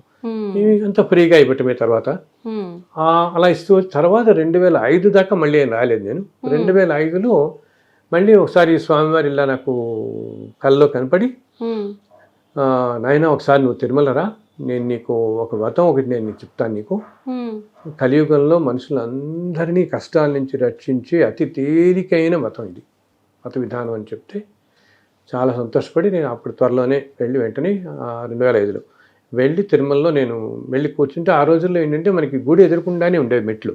ఇప్పుడు అంతా వెయ్యికాళ్ళ మండపం అంతా పడగొట్టేసి వెనక్కంటే వెళ్ళిపోయింది. ఆ మెట్ల మీద నేను సాయంత్రం ఒక రోజు ఇలా కూర్చున్నాను తల్లి. వెళ్ళినప్పుడు కూర్చుంటే నాకు ఒక్కసారి అప్పుడు మనకి మెట్ల మీద కూర్చుంటే ఎదురుకుండా గుడి అంతా కనపడుతూ ఉంటుంది. అప్పుడు ధ్వజస్తంభం అన్నీ కనపడేవి ఎదురుకుండా. కింద అలా ఊంజల సేవన అవుతుంటుంది సాయంత్రం అప్పుడు కదా, శ్రీదేవి భూదేవితో చూస్తాం కదా, ఆ సేవ అవుతుంటుంది. ఇలా కూర్చున్నాను అనమాట.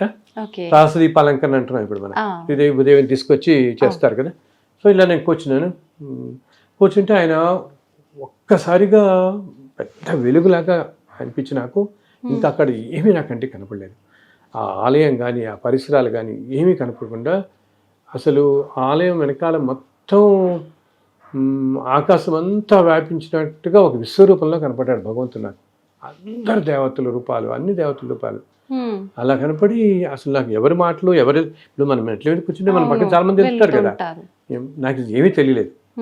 సో అప్పుడు ఆయన అలా కనపడినప్పుడు ఆయన అప్పుడు నాకు చెప్పాడు. ఆ చెప్పింది నేను, నా దగ్గర ఒక పేపర్ ఏం లేదు, ఏదో నేను సమ్ టికెట్స్ ఏవో ఉన్నట్టున్నాయి, దాని వెనకాల వైట్ పేపర్ ఉంటుంది కదా, దాని మీద నేను రాసుకున్నాను. ఆయన చెప్తున్నారు ఏం చెప్తున్నారని.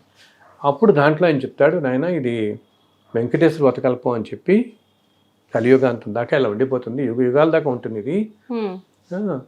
ఇది 2 విధాలుగా చేసుకోవచ్చు. మొదటిది భగవాన్ ఉవాచ, మొదటి అధ్యాయం నేను చెప్తాను నీకు. తర్వాత 4 అధ్యాయాలు 4 మహర్షులు చెప్తారు నీకు కథలు. అమ్మా అంటే ఆ మహర్షుల పేర్లు కూడా మీకు భగవంతుడు చెప్పాడు, ఈ మహర్షులు నలుగురు చెప్తారని దాంట్లో ఉంటుంది కథల్లో. 4. సో మొదటిది భగవాన్ అని ఆయన చెప్తాడు. ఇది 5 కథలతో ఉంటుంది. ఇది మీరు మామూలుగా సత్యనామతం లాగా కలసం పెట్టుకుని నవగ్రహం ఇవన్నీ చేసుకుని ఒక మొదటి పద్ధతి చేసుకోవడానికి 2 పద్ధతులుగా చేసుకోవచ్చు. ఇది రెండో పద్ధతి ఏంటి, ఏ రోజైనా కూడా అసలు ఏ నియమనిష్టలు ఉపవాసాలు కులం గోత్రం ఏమి సంబంధం లేదు, ఏ రోజైనా ఏ సమయంలో అయినా సరే ఈ 5 కథలు కేవలం కథలు చదువుకుని నాకు ఉన్న చోట నుంచి ఒక్క నమస్కారం పెట్టినా 2టికి సమాన ఫలితం ఇస్తాను అంటున్నాను, 2 విధాలకి. సో 2వ విధం అంతే చాలా తేలిక కదా, జస్ట్ కథలు చదువుకోవటం నమస్కారం పెట్టడం. కులం కానీ గోత్రం కానీ నియమనిష్టలు ఉపవాసాలు ఏ రెస్ట్రిక్షన్స్ లేవు. అది ఎప్పుడు 2005లో జరిగింది. ఇది మనం 24కి వచ్చాం కదా ఇప్పుడు. సో అది చెప్పగానే నేను రాసుకుని మొదటి కథ అంతా ఆయన చెప్పాడు కదా విధానం అంతా. తర్వాత ఇంటికి వచ్చిన తర్వాత నేను తెల్లవారుజామున రూమ్లో కూర్చొని రాసుకుని ఉంటే అలా 4 మహర్షులు ఒక్కొక్క రోజు ఒక్కొక్క మనిషి నాకంటే ఎదుర్కొంటే అలా ప్రత్యక్షమయ్యేవాడు. నేను కళ్ళు మూసుకోవటం, నాకు ఏం వినపడుతోందో నేను రాశాను. ఆ మహర్షులు అలా చెప్తుంటే భరద్వాజుడు, విశ్వామిత్రుడు, అత్రి, వశిష్ఠుడు 4 మహర్షులు అనమాట. ఒక్కొక్క మహర్షి చెప్తుంటే అలా రాసుకుంటూ వెళ్ళిపోయాను ఆ కథ. ఇవన్నీ అయిన తర్వాత 4 కథలు 4 అయిన తర్వాత 5 అయిన తర్వాత అప్పుడు ప్రింట్ చేసి తిరుమల వెళ్ళి మళ్ళీ నడిచెక్కి స్వామివారికి సమర్పించి ఇంకా అప్పటి నుంచి ఈ రోజు దాకా అసలు ప్రతి 6 నెలలకి మేము ఒక 10,000 20,000 ప్రింట్ చేస్తూనే ఉంటాం. ఆ పుస్తకం ఉచితంగా ఇస్తున్నాను నేను. ఎందుకంటే భగవంతుడు అనుగ్రహించిన పుస్తకం కదా మనకి. ఆ పుస్తకం తల్లి ఇప్పుడు 12 లాంగ్వేజెస్లో ట్రాన్స్లేట్ అయింది. ఏంటి, తమిళ్, కన్నడ, మలయాళం, హిందీ అన్నీ. అసలు వీటితో పాటు ఫ్రెంచ్ భాషలో, జర్మన్, ఇటాలియన్, రష్యన్ లాంగ్వేజ్లో. రష్యన్స్ అయితే ఇక్కడ మన ఇంటికే వచ్చారు. జస్ట్ కోవిడ్ ముందు రష్యాలో మాస్కోలో వాళ్ళు దీని గురించి విని అక్కడ ఒక వేదిక అస్ట్రాలజీ చేశారు వాళ్ళు కోర్స్ కొంతమంది. వాళ్ళు ఈ వతకల్పం గురించి విని మన ఇంటికి వచ్చి వాళ్ళు అక్కడ ట్రాన్స్లేట్ చేసి వెంకటేశ్వర వతకల్పం రష్యన్ బుక్ తీసుకొచ్చారు. వాళ్ళు చదువుతారు, అక్కడ కథలు చదువుతారు.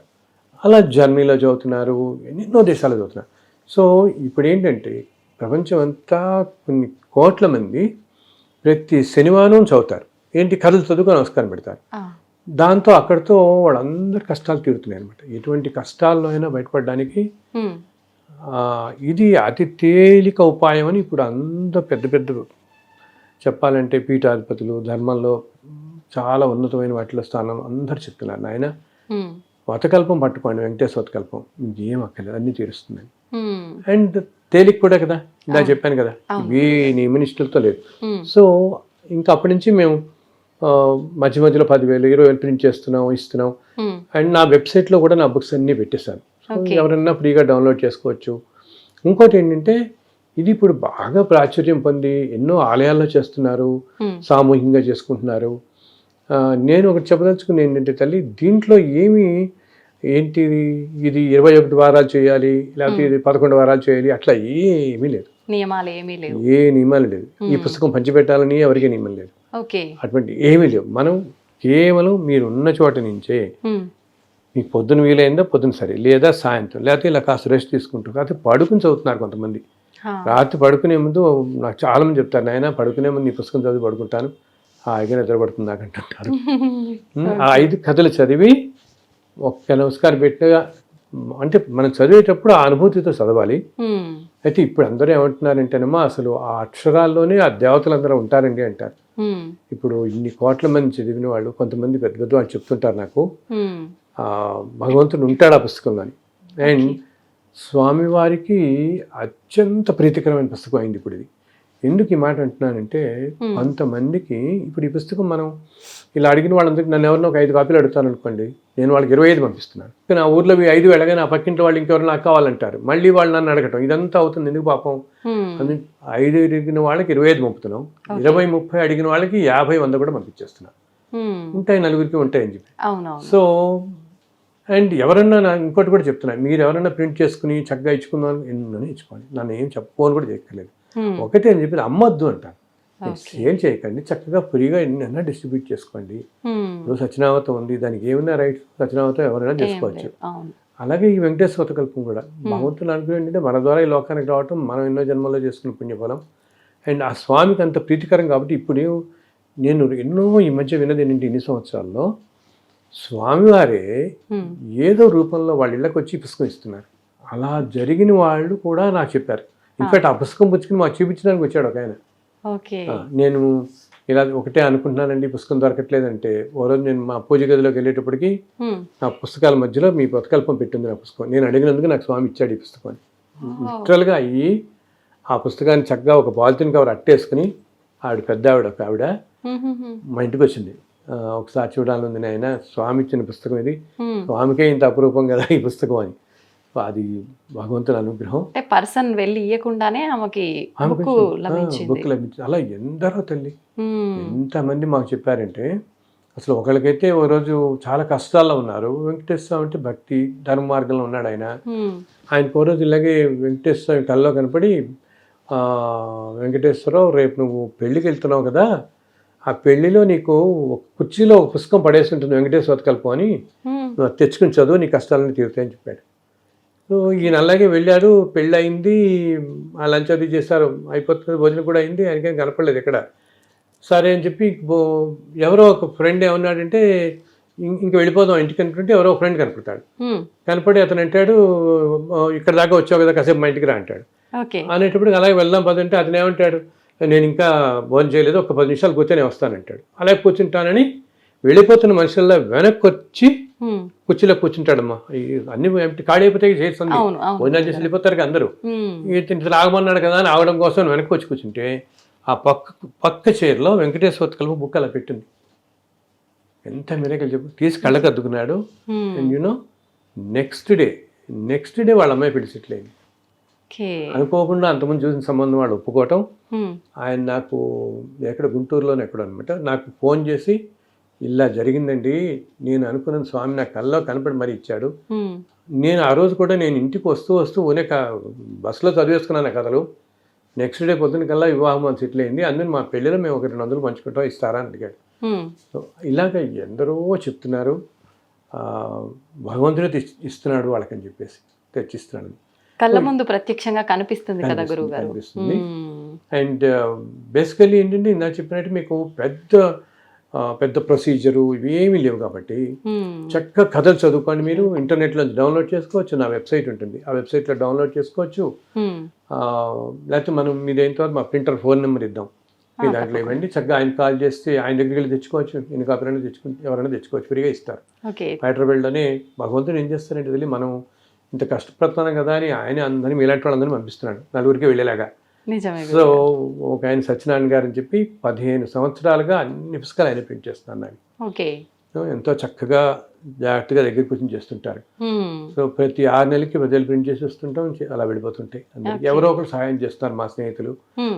అది కూడా భగవంతుడు ఆ ప్రేరణ కల్పిస్తాడు. ఎవరో ఉన్నట్టు నాకు ఎక్కడి నుంచో ఫోన్ చేస్తారు, ఏ విజయవాడో ఏ యుఎస్ నుంచో, సార్ మీ వతకల్పం 7 years నుంచి చేస్తున్నాం, అసలు మా జీవితాలు అన్నీ మారిపోయాయి, ఇంతమందికి ఫ్రీగా ఇలా చేస్తున్నారు మీరు, మేము ఏదో తోచింది చేస్తాం సార్, అసలు మాకు తెలియదు ఇప్పటిదాకా కూడా, నేను ఏదో యూట్యూబ్లో చూస్తే మీ అడ్రస్ మాకు తెలిపింది, అసలు ముందు పేజీ చూద్దాం, దీంట్లో ఫోన్ నెంబర్ ఉంటుంది కానీ మాకు ఐడియా లేదు ఇప్పటిదాకా అని చెప్పి ఇప్పుడే మేము చూసాం, మేము డెఫినెట్గా మేము కూడా ఏదైనా చేస్తాం అనేటప్పటికి అలా బాబు నాకు కాదు, ఆ ప్రింటర్ ఫోన్ నెంబర్ ఇస్తున్నాను ఆయనకి చేయండి అని.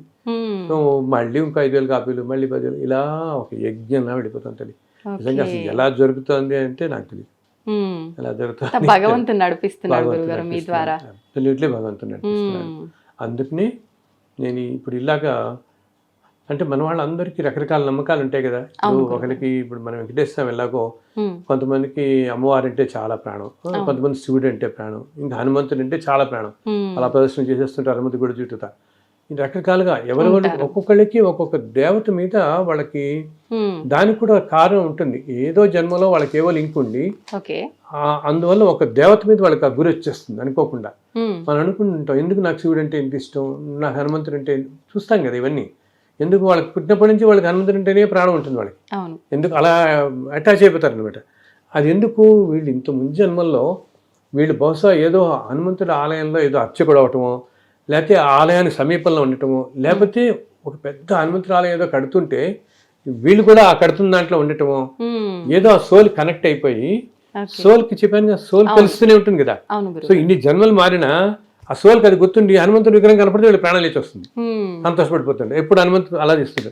సో వీళ్ళు నన్ను అప్పుడప్పుడు అడుగుతుండేవాడు. అలా కొంతమంది సాయిబాబా అంటే కొంతమంది ప్రాణం, సుబ్రహ్మణ్య స్వామి కొంతమంది ప్రాణం, ఇట్లా కదా. సో వీళ్ళందరూ నన్ను అడుగుతుండేవాళ్ళు. ఆయన రాముల వారు అంటే ఇంక చెప్పక్కలేదు. పాతకాలంలో అసలు రాముల వారి గుడి లేని మనకి ఊరే ఉండదు ఆంధ్రప్రదేశ్ అనుకుంటాం కదా మనం.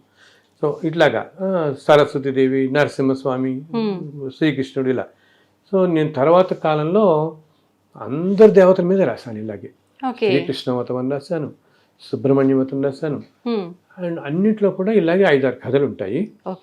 అండ్ అన్ని కథలు తల్లి యాక్చువల్లీ ఏంటంటే మనం అనుకుంటే కలియుగంలో నిజంగా ఇదంతా సాధ్యమేనా, భగవంతుడు ఏంటి నిజంగా చెప్తాడా అనుకుంటాం.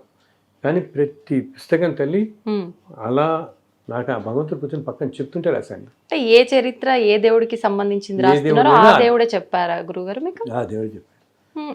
ఎలా సాధ్యపడింది గురుగారు అసలు నిజంగా? నాకు మీరు ఇప్పుడు అన్నారు కదా, నాది అదే క్వశ్చన్. చాలా చాలా చాలా కష్టం అసలు నిజంగా నమ్మడం కూడా, ఇలా జరుగుతుందా అని చెప్పేసి. కానీ వీటన్నిటికీ ఎంతో భగవద్ అనుగ్రహం వల్ల. ఇంకొకటి ఏమిటి, ఇప్పుడు నేను చెప్పాను శివుడు ప్రతి పుస్తకానికి నేను ఎన్నో చూశాను, లేకపోతే వెంటనే రాయలేం కదా. ఇప్పుడు మనం ఏదో నవలు రాయటం, కవితలు రాయటం, కథలు రాయటం వేరు. కూర్చొని ఏదో ఇమాజిన్ చేసి రాసేస్తాం అవి ఇవి కలిపి. అవి కూడా కష్టమే, అంత తేలిక కాదు. కథ రాయాలన్నా కవిత రాయాలన్నా ఎంతో క్రియేటివిటీ కానీ అవన్నీ కావాలి మనకి, అవన్నీ ఉండాలి. లేకపోతే అంత సృజనాత్మక శక్తి ఉంటే కానీ రాయలేం. అటువంటిది భగవంతుడి గురించి రాయాలంటే అసలు ఎంతో ధైర్యం ఉండాలి ముందు మనకి, కావాలి కదా. ఏది రాయగలుగుతాం మనం పెట్టుకుంటే చాలా కష్టం భగవంతుడికి సంబంధించిన రాయటువంటిది. సో నేను ఈ వెంకటేశ్వర కల్పన ఇలా వెళ్ళిపోతున్న తర్వాత కొన్నాళ్ళకి నేను ఐ థింక్ మొట్టమొదటి లక్ష్మీ నరసింహస్వామి రాసినట్టున్నాను నేను. యాదగిరి లక్ష్మీ స్వామి నాకు ఆయన ఓ రోజు కళ్ళలో ఇలా కనపడితే ఇంక నేను తెల్లవారుజామున కూర్చుంటాను తల్లి.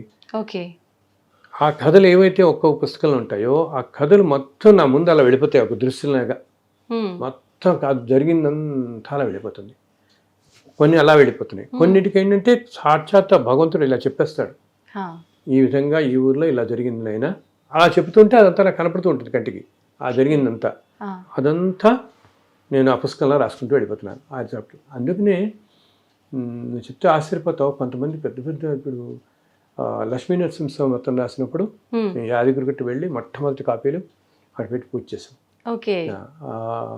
అండ్ అనుకోకుండా నేనేం చేస్తాను, ఆ రోజు ఏదో అనుకోకుండా మేము వెళ్ళాం, ఏదో వేరే ఊరు వెళ్ళాలనుకున్న వాళ్ళు సరే ఈ పుస్తకం ప్రింట్ అయింది కదా యాదగిరి వెళ్ళి, అంటే ప్రతి పుస్తకానికి ఆ దేవత క్షేత్రానికి వెళ్ళి పూజ చేసి నేను ఇస్తాను.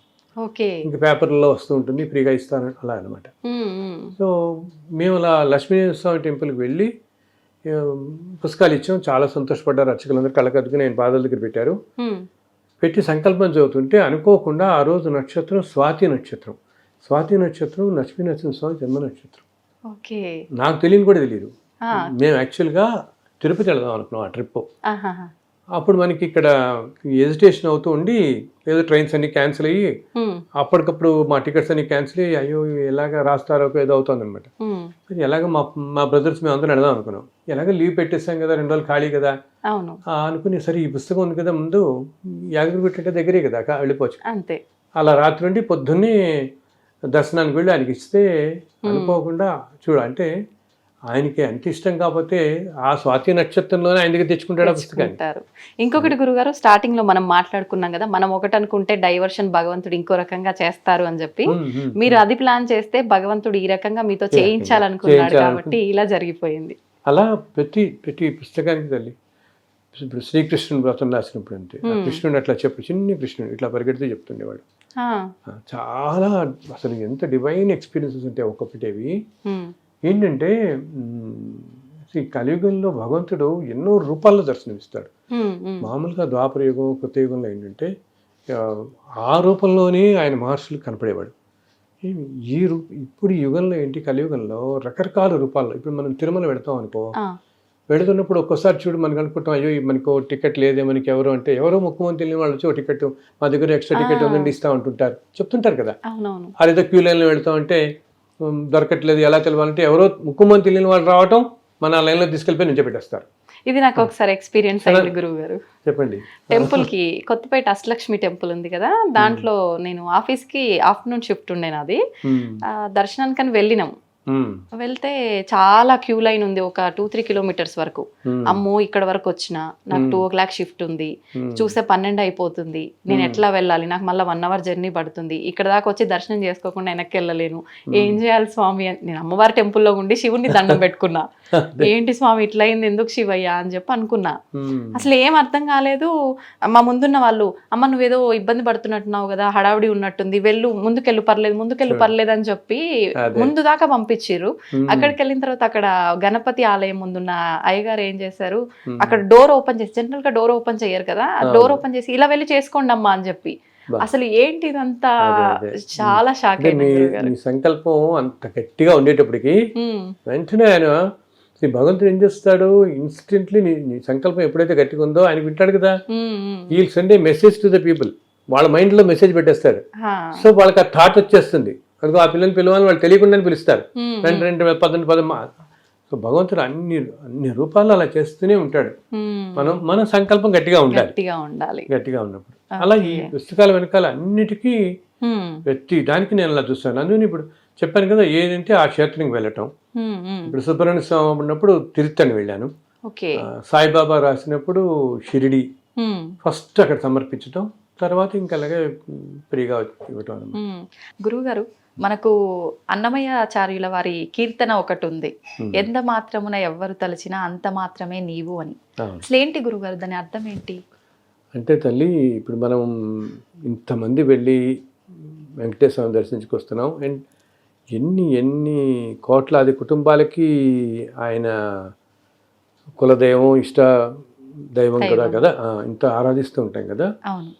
అండ్ అక్కడ ఏంటంటే ఒక చాలా సుప్రీం పవర్ అన్నమాట అది. ఆ స్వామి అసలు ఎన్నో కోట్ల సంవత్సరాల క్రితం స్వయం వ్యక్తంగా ఆయనలో వచ్చి నిలబడ్డాడు, వైకుంఠం నుంచి స్వామివారి వచ్చి నిలబడ్డాడు. సో ఆ నిలబడిన రూపం కూడా చాలా ఏంటంటే, తిరుమలలో ఉండే వెంకటేశ్వర స్వామి విగ్రహంలోనే మనకి చాలా ఎంతో విశిష్టత కనిపెడుతుంది అనమాట. సో అదొక మ్యాగ్నిఫిషెంట్ పవర్ ఉంటుంది, ఆకర్షణ శక్తి అది. అండ్ చాలా కాలం పాటు ఏంటంటే, ఇది మొట్టమొదటి రోజుల్లో అసలు నువ్వు చెప్తే ఆశ్చర్యపోతావు, చుట్టూతా అన్ని పంట పొలాలు ఉండేవి అంటారు. పొలాల మధ్యలో ఆ స్వామి అలా ఉంటాడు, అంతా అరణ్యోదే అనమాట. మొట్టమొదట్లో అక్కడ ఉండే ఈ ట్రైబల్స్ వీళ్ళందరూ ఆ దేవత కొలిచేవాళ్ళు. ఆ తర్వాత మొట్టమొదటిగా స్వామి గోపీనాథ దీక్షితులని ఒక బ్రాహ్మడి కల్లో కనపడి చెప్తాడు, నేను ఇలా కొండ మీద అక్కడ ఇప్పుడు ఆలయం ఉన్న చోట ఒక పెద్ద చింత చెట్టు ఉంటుంది, ఆ చింత చెట్టు కింద ఒక పొట్లో వెలిసాను, నువ్వు వచ్చి రమ్మనమంటాడు. వస్తున్నప్పుడు నీకు రంగదాసుడు అని ఇంకో భక్తుడు కనపడతాడు, ఆయన కూడా తీసుకురమ్మని చెప్తాడు. అక్కడితో అది మనకి ఫస్ట్ టైం దర్శనం ఇవ్వటం అనమాట. సో స్వామివారు ఉన్న విగ్రహంలో కూడా చాలా విశిష్టతలు, విచిత్రాలు ఉంటాయి. మనకేమిటి, ఇప్పుడు మెయిన్ ఆలయం మామూలుగా మనం చూస్తే ఆలయానికి 4 సైడ్ల పైన 4 సింహాలు ఉంటాయి. ఓకే, సింహం విష్ణుమూర్తి వాహనం సింహం కాదు కదా, గరుత్మంతుడు కదా, మనకు తెలుసు కదా. ఓకే, సింహం అంతా అమ్మవారు కదా. ఓకే, సో అలాగే అక్కడ ఏంటి మనకి అభిషేకం, ప్రతి వారం అభిషేకం, అక్కడ జరిగే అభిషేక సేవ చాలా చాలా విశిష్టమైంది. సాధారణంగా అభిషేకం అనేది అమ్మవారికి జరిపిస్తారు చాలా చోట్ల. సో శుక్రవారం జరుగుతుంది అక్కడ అభిషేకం కూడా. సో అక్కడున్న మూర్తిని కొంతకాలం పాటు శక్తి స్వరూపంగా కొలిచారు చాలా కాలం. ఓకే, అందుకనే యాక్చువల్లీ బాలాజీ అనే పేరు కూడా అలాగే వచ్చింది. బాలాజీ అంటే బాల అన్నమాట, బాల రూపము. ఇప్పటికీ నాకు తెలిసిన కొంతమంది ఉపాసనా మార్గంలో అక్కడ ఉండే రూపాన్ని శక్తి రూపంగా కూడా కొలిచేవాళ్ళు ఉన్నారు. శక్తి రూపంగా కొలుస్తారు అక్కడున్న రూపం అన్నమాట. ఓకే, సో ఆ బాల రూపం కాబట్టి మనం నార్త్ ఇండియన్స్ అంతా గౌరవవాచకంగా జీ అని పక్కన పెడతారు కదా పేరు, అవును. అలా బాలాకి జీ తగిలించి అది బాలాజీ అయింది. Okay okay. ఆ బాలాజీ అనే పేరు అలా వచ్చిందనమాట. ఎందుకంటే చాలా కాలం, ఒక 400 సంవత్సరాలు కంటే ఎక్కువే ఈ తిరుమల ఆలయం అంతా కూడా మహంతులని నార్త్ ఇండియన్స్ వాళ్ళు, వాళ్ళ ఆధీనంలో ఉండేది. ఇప్పుడంతా వాళ్ళు మేనేజ్ చేశారు. ఓకే. మహంత్ ప్రయాగ్ దాస్ అని అంతా మహంతులు అంటారు. అక్కడ నార్త్ ఇండియా నుంచి వచ్చిన వాళ్ళు అనమాట, సాధువులు. వాళ్ళే మేనేజ్ చేశారు టెంపుల్ అంతా కూడా. సో అప్పుడు వచ్చిన పేరు ఈ బాలాజీ అని చెప్పేసి, బాలాజీ అని చెప్పేసి మనకి. సో ఇంకొకటి ఏంటి విచిత్రం, అసలు యాక్చువల్గా ఏంటంటే అక్కడ ఉన్నది రూపం, నేను ఇందాక అన్నానే, అన్నిటికంటే సృష్టి మొత్తానికి మూల కారణమైన రూపం ఏది ఉంటుందో, పవర్ అంటామే శక్తి అన్నమాట. ఆ పరబ్రహ్మ శక్తి అక్కడ నుంచి అలా నిలబడింది మనకి. మనకేంటంటే మనం కలియుగంలో మనకి ఇన్ని పాపాలు చేస్తారు కాబట్టి మనుషులకి అది శిలారూపంలో కనిపిస్తున్నప్పటికీ ఆయన ఉన్నే మనలా శిలలాగా భ్రమింపచేస్తున్నాడు. కానీ సాక్షాత్ భగవంతుడు అలా నుంచి ఉన్నాడు అక్కడ. అయితే ఏంటి, అలా ఆ అన్నిటికంటే అతీతమైన శక్తి రూపం నుంచి అన్ని రూపాలు వచ్చినవి కదా. సో అప్పుడు ఆయన వచ్చేటప్పటికి మనకేంటి, ఏదైనా ఆలయాలన్నీ కూడా, ఆలయాలు కట్టడం అంతా కూడా ఆగమ శాస్త్రం ఫాలో అవుతారు. ఆగమ శాస్త్రంలో విష్ణు ఆలయం అంటే ఇలా ఉండాలి, శివాలయం ఇలా ఉండాలి, అన్నీ ఉంటాయి ఆగమ శాస్త్రంలో. నీకు ఆలయాలు కట్టే పద్ధతి, అక్కడ జరిగే పూజా విధానాల పద్ధతి అన్నీ కూడా ఆ శాస్త్రంలో ఉంటాయి. ఓకే. కానీ విచిత్రం ఏంటంటే తిరుమల ఆలయం వీటిలన్నిటికీ అతీతంగా ఉంటుంది. అసలు మామూలుగా ఏమంటాం మనం, ఈ వాస్తు ఇది చూసినప్పుడు కొండల మీద గుట్టల మీద ఎలివేటెడ్గా ఉండాలనుకుంటాం. టెంపుల్స్ కడతారు అందరూ చాలా ఎలివేటెడ్గా. వేరే నువ్వు చూస్తే యాక్చువల్లీ తిరుమల ఆలయం చుట్టూతా కొండలు ఉంటాయి, మధ్యలో ఉంటుంది ఆలయం, కిందకు ఉంటుంది. నువ్వు ఎట్ సైడ్ నుంచి అన్నా కూడా కింద దిగి వెళ్తాం మన గుడి దగ్గరికి కదా. అండ్ ఇంకోటి ఏంటి, సాధారణంగా విష్ణు ఆలయాల్లో ఎప్పుడూ కూడా విష్ణుమూర్తి విగ్రహం వెనకాలంటే గోడకు దగ్గరగా ఉంటుంది. శివాలయాల్లో మాత్రం మధ్యలో ఉంటుంది శివలింగం, అంతే కదా. శివలింగం మధ్యలో ఉంటుంది, ఇలా ఒక స్క్వేర్ రెక్టాంగిల్ మన ఎట్లా అంటున్నా, ఆ మధ్యలో ఉంటుంది శివలింగం. విష్ణుమూర్తి విగ్రహం మాత్రం వెనక్కి ఉంటుంది. వేరే ఇక్కడ విగ్రహం మధ్యలో ఉంటుంది, వెనకాల ఉండదు. ఓకే. అలాగే ఈ స్వామివారి చేతులకి విగ్రహంలోనే నాగాభరణాలు ఉంటాయి, అంటే నాగపాము ఇట్లా చుట్టుకుని ఉంటుంది అనమాట. ఓకే. అండ్ 4 చేతులు ఉంటాయి.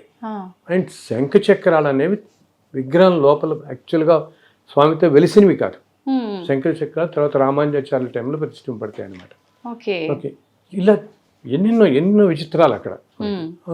అయితే ఇప్పటికీ కూడా ఏ అభిషేకాలు ఏ సమయాల్లోనూ కూడా శంఖ చక్రాలు కలపరు, వాళ్ళు ముట్టుకోరు. ఆభరణాలన్నీ సడలింపు చేయటం అంటాం, చేసినా కూడా. సో అక్కడున్న మూర్తి ఏంటంటే అసలు చాలా కాలం శక్తి రూపంలో కొంతకాలం కొలిచారు, కొంతకాలం శివుడిని కొలిచిన వాళ్ళు ఉన్నారు, కొంతకాలం ఏమో సుబ్రహ్మణ్య స్వామి అని చెప్పి కొలిసి, ఎందుకు ఎన్ని రకరకాలుగా దానికి ఎవరి కారణాలు వాళ్ళు చెప్తారు. ఇందాక చెప్పాను శక్తి రూపం చుట్టూతా ఉంటాయని, సింహాలు ఉంటాయని. అలాగే పక్కన పుష్కరిణి ఉంటుంది, పుష్కరిణి స్నానం చేస్తారు మన వాళ్ళు. ఆ పుష్కరిణి పేరే స్వామి పుష్కరిణి అంటారు. సో స్వామి అంటే కుమారస్వామి కదా, అందుకని చెప్పి ఇది సుబ్రహ్మణ్య స్వామి ఇక్కడ ఉన్నవాడు అని కొంతకాలం సుబ్రహ్మణ్య స్వామి అని చెప్పి ఆరాధించేవాడు. కానీ ఏంటంటే మన వాళ్ళు అనేది స్వామి పుష్కరిణి అంటే, స్వామి అంటే రాజు అని అర్థము.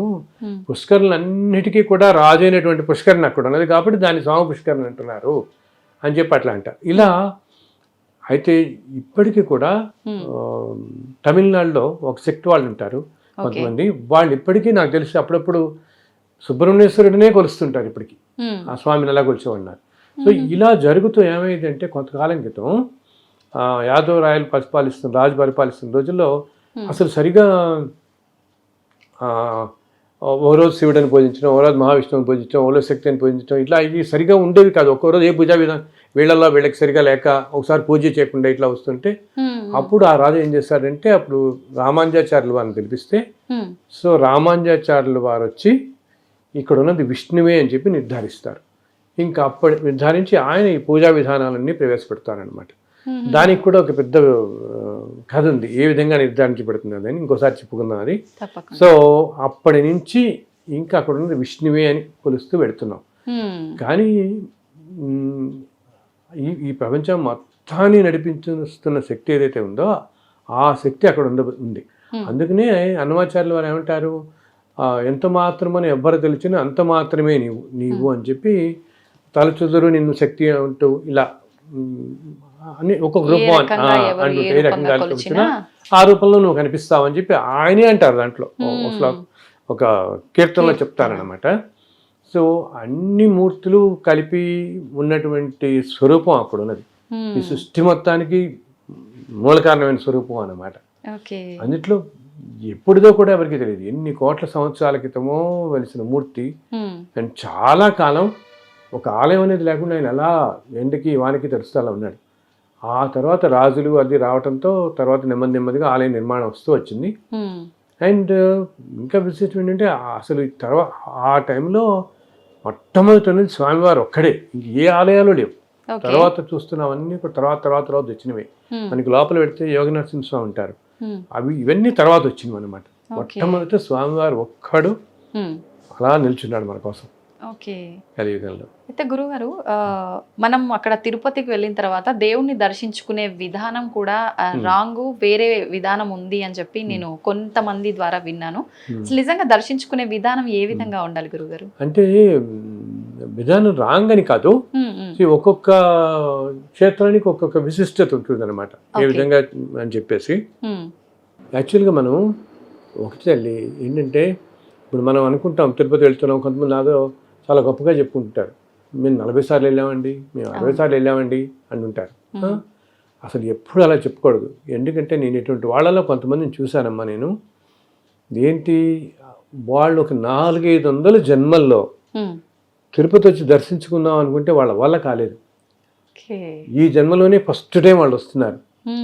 ఎంత అపురూపంగా ఉండాలి మనం అక్కడికి వెళ్ళినప్పుడు. అసలు ఇది ఏ క్షేత్రానికైనా కూడా ఆ క్షేత్రాల్లో ఉండే దేవత, ఆ క్షేత్ర పాలకుడు అంటాం. ప్రతి క్షేత్రానికి కూడా క్షేత్రంలో ఉండే దేవతతో పాటు ఒక క్షేత్ర పాలకుడు ఉంటాడు, క్షేత్రాన్ని రక్షించేవాడు అనమాట. ఓకే, వీళ్ళిద్దరు పర్మిషన్ లేకపోతే మనం ఎంటర్ కాలేవాలి. మనం అనుకుంటే ఎందుకు వెళ్ళాం, టికెట్ కొనుక్కి వెళ్ళిపోతాం. కానీ నేను ఎంతోమందిని చూస్తాను ఇన్ని సంవత్సరాలుగా, వెళదాం అనుకుంటూ ఏంటి పెద్ద అథారిటీలో ఉన్నవాళ్ళు, పెద్ద పొజిషన్స్లో ఉన్నవాళ్ళు కూడా సాధ్యమేది కాదు, ఏదో విధంగా సంవత్సరాలు వెళ్ళిపోతుంది. సో అక్కడికి రావటం, అందులో ఇలా మనం వెళుతున్న వాళ్ళం ఏంటి, ఎంతో పుణ్యం చేసుకున్న వాళ్ళం అనమాట. ఓకే, మనం అనుకుంటున్న తేలిగ్గా పెడుతున్నాం కదా, అంత తేలిక కాదు అది. అక్కడ అడుగు పెట్టాలంటే ఒకటేమో వెంకటేశ్వర స్వామి వారి పిలుపు ఉండాలి, ఇంకోటి ఏమిటి, ఈ క్షేత్ర పాలకుడు, ఈ క్షేత్రానికి తిరుమల క్షేత్రానికి పాలకుడు ఎవరో తెలుసా? శివుడు. మన వాళ్ళందరూ అంటారు అసలు శివకేశవులకి భేదం లేదంటే ఇక్కడే అనమాట. ఇంత క్షేత్రానికి పరమేశ్వరుడే క్షేత్రపాలకుడు శివుడు దీనికి. సో వాళ్ళిద్దరు పర్మిషన్ కనుక మనకి లేకపోతే మనం అడుగుపెట్టలేం ఆ క్షేత్రంలోకి. సో అటువంటి క్షేత్రానికి మనం ఎప్పుడైతే వెళుతున్నామో దర్శనానికి, ఇంత అదృష్టంగా భావించి అక్కడ అట్లీస్ట్ ఆ కొండ మీద ఉన్నంత కాలం అయినా మనం వేరే ఆలోచన రానియకుండా, ఇప్పుడు అక్కడికి వెళ్ళిన తర్వాత ఏదో పాలిటిక్స్ గురించి మాట్లాడతారు, ఈ వ్యవహారిక విషయాలు ఇవన్నీ నీకు ఉండే అక్కడ ఒక్కరోజు అంటే, మనం బతికే 60-70 సంవత్సరాల్లో ఒక్కరోజు అనేది ఎంత తక్కువ టైం తల్లి. ఆ టైంలో నా స్వామి దర్శనం అంతే. అండ్ ఆ కొండ ఏంటి సామాన్యమైంది కాదు. ఇన్ని సంవత్సరాలుగా ఎంతోమంది దేవతలు, ఎంతోమంది మహర్షులు నడిచిన ప్రదేశం. మనం అలిపిరి నుంచి నడిచి ఎక్కుతాము, ఆరిపోని కొండ మీద ఎక్కేసి మామూలుగా బస్సులో వెళ్ళినా కొండ మీద ఎక్కామని కొండ మీద తిరుగుతుంటాం కదా. తిరుగుతుంటే తిరిగిన ప్రదేశం నేల భూమి అదే, ఇన్ని కోట్ల సంవత్సరాలు అవని భూమి అదే కదా. సో ఆ భూమికి ఉండే పవర్ అలా ఉంటుంది. ఏంటి, దేవతలు నడిచింది, ఒక అన్నమయ్య తెలుసు కదా మనకి, అన్నమయ్య నడిచింది, వీళ్ళందరూ మహాపురుషులు అంతా వెళ్ళి నడిచిన ప్రదేశం అది. సో ఆ ప్రదేశానికే చాలా పవర్ ఉంటుంది. సో ఇంత పవర్ ఉన్న ప్రదేశంలో మనం అందుకనే చూడండి, మామూలుగా ఎంతో బద్ధకం చేసేవాళ్ళు కూడా అనుకోకుండా నడిచెక్కేస్తారు వాళ్ళు అనుకుని. అండ్ పైన ఎక్కిన తర్వాత కూడా మనకి అన్ని గంటల క్యూలియన్లోనే మనకి అసలు తెలియదు. బికాస్ ఆ ప్రదేశానికి ఉండే శక్తి అంత శక్తి అనమాట, అంత పవర్ ఉంటుంది. సో అటువంటి క్షేత్రంలో మనం ఉన్నప్పుడు ఏంటి, ఎప్పుడూ భగవంతుడి దగ్గరికి వచ్చాము అదే ఆలోచనలోనే పెట్టుకోవాలి, వేరే ఆలోచనలో పెట్టుకోకుండా.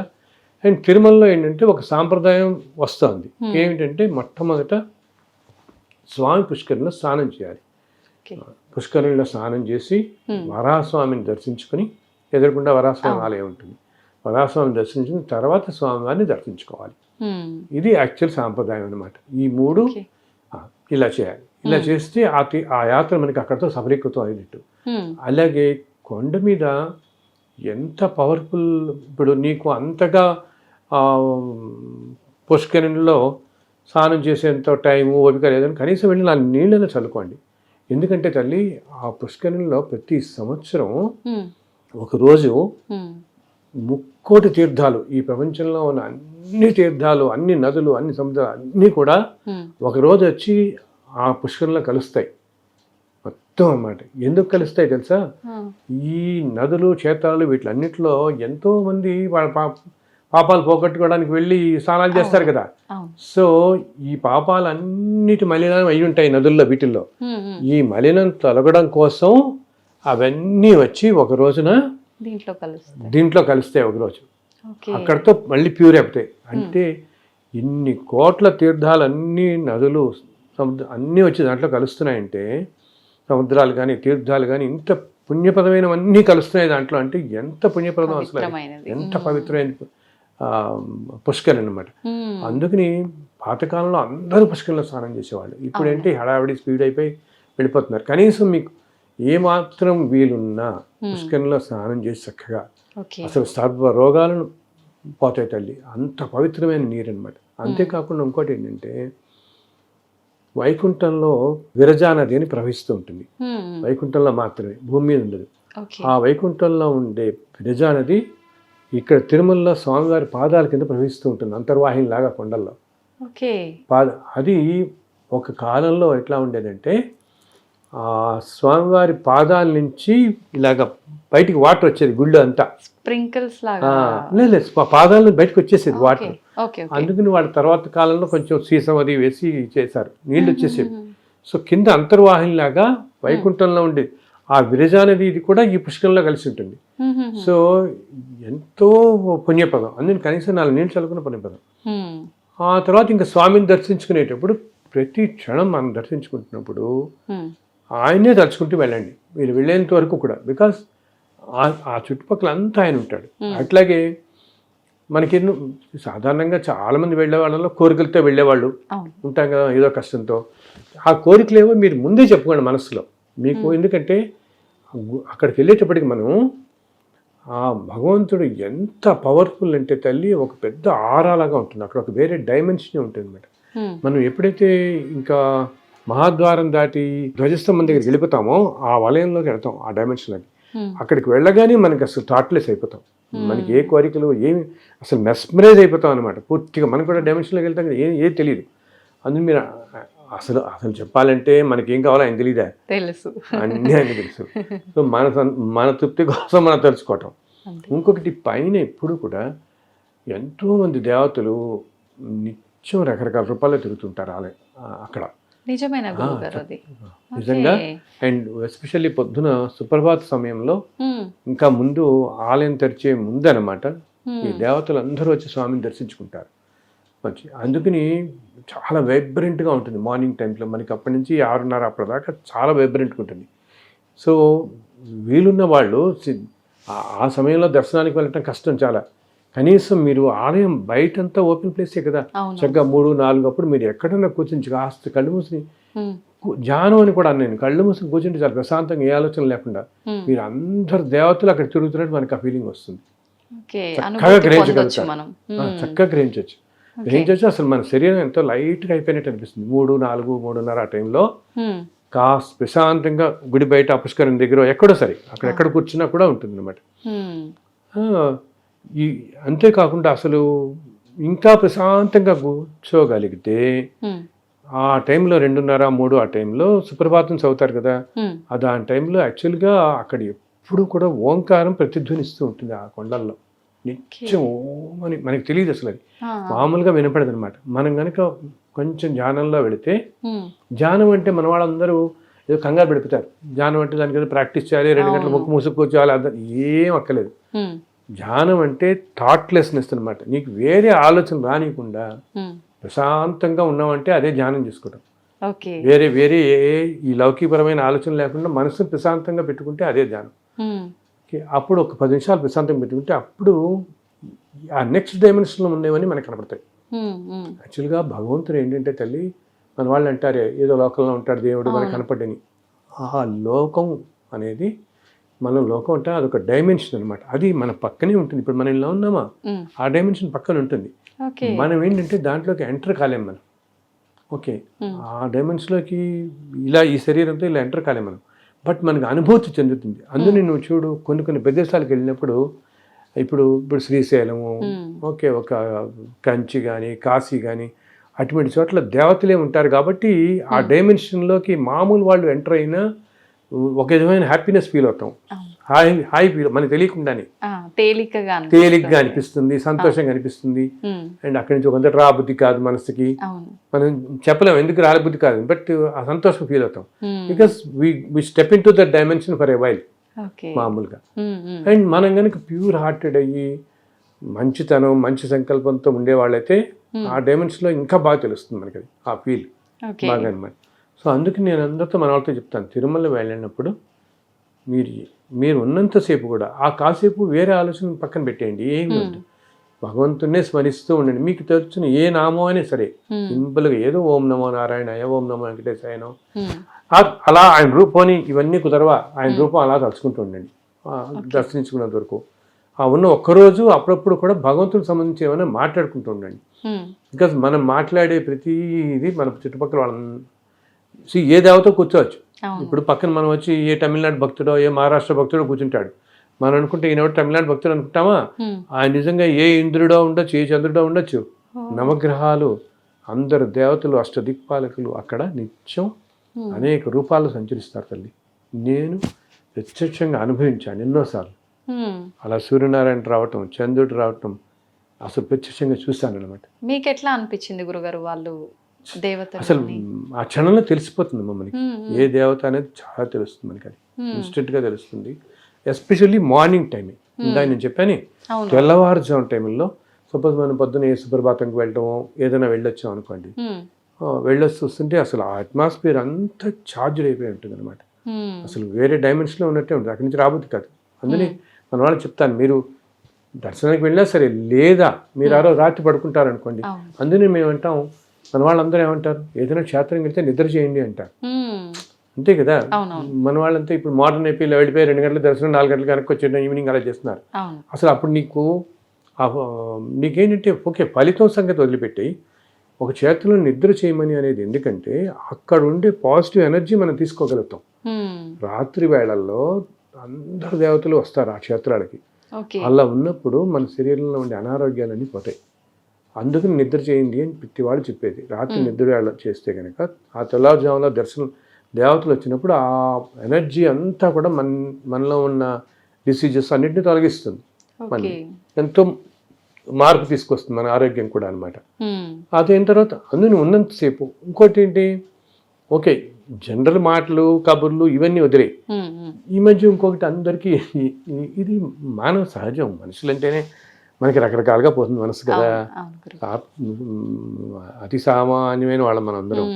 సో ప్రతి వాళ్ళకి ఏం పోతుంది అడిగాను, కానీ ఇంకా వాళ్ళకి ఎవరికో బ్రేక్ దొరికింది, నాకు ఇది దొరకలేదు, లేకపోతే ఆయన ఎవరో ఉన్నాడు, ఆయన ఇన్ని అన్యాయాలు చేస్తాడు, ఆయన ఈ పొజిషన్లో ఉన్నాడు, వీళ్ళు ఏదో అవుతారు, ఇంకెవరో అన్యాయం చేశారు, వీళ్ళు ఏదో బోర్డు మెంబర్ అయిపోయారో ఇంకేదో అయిపోయారో, లేకపోతే ఇటువంటివన్నీ అనుకుంటారు వీళ్ళు.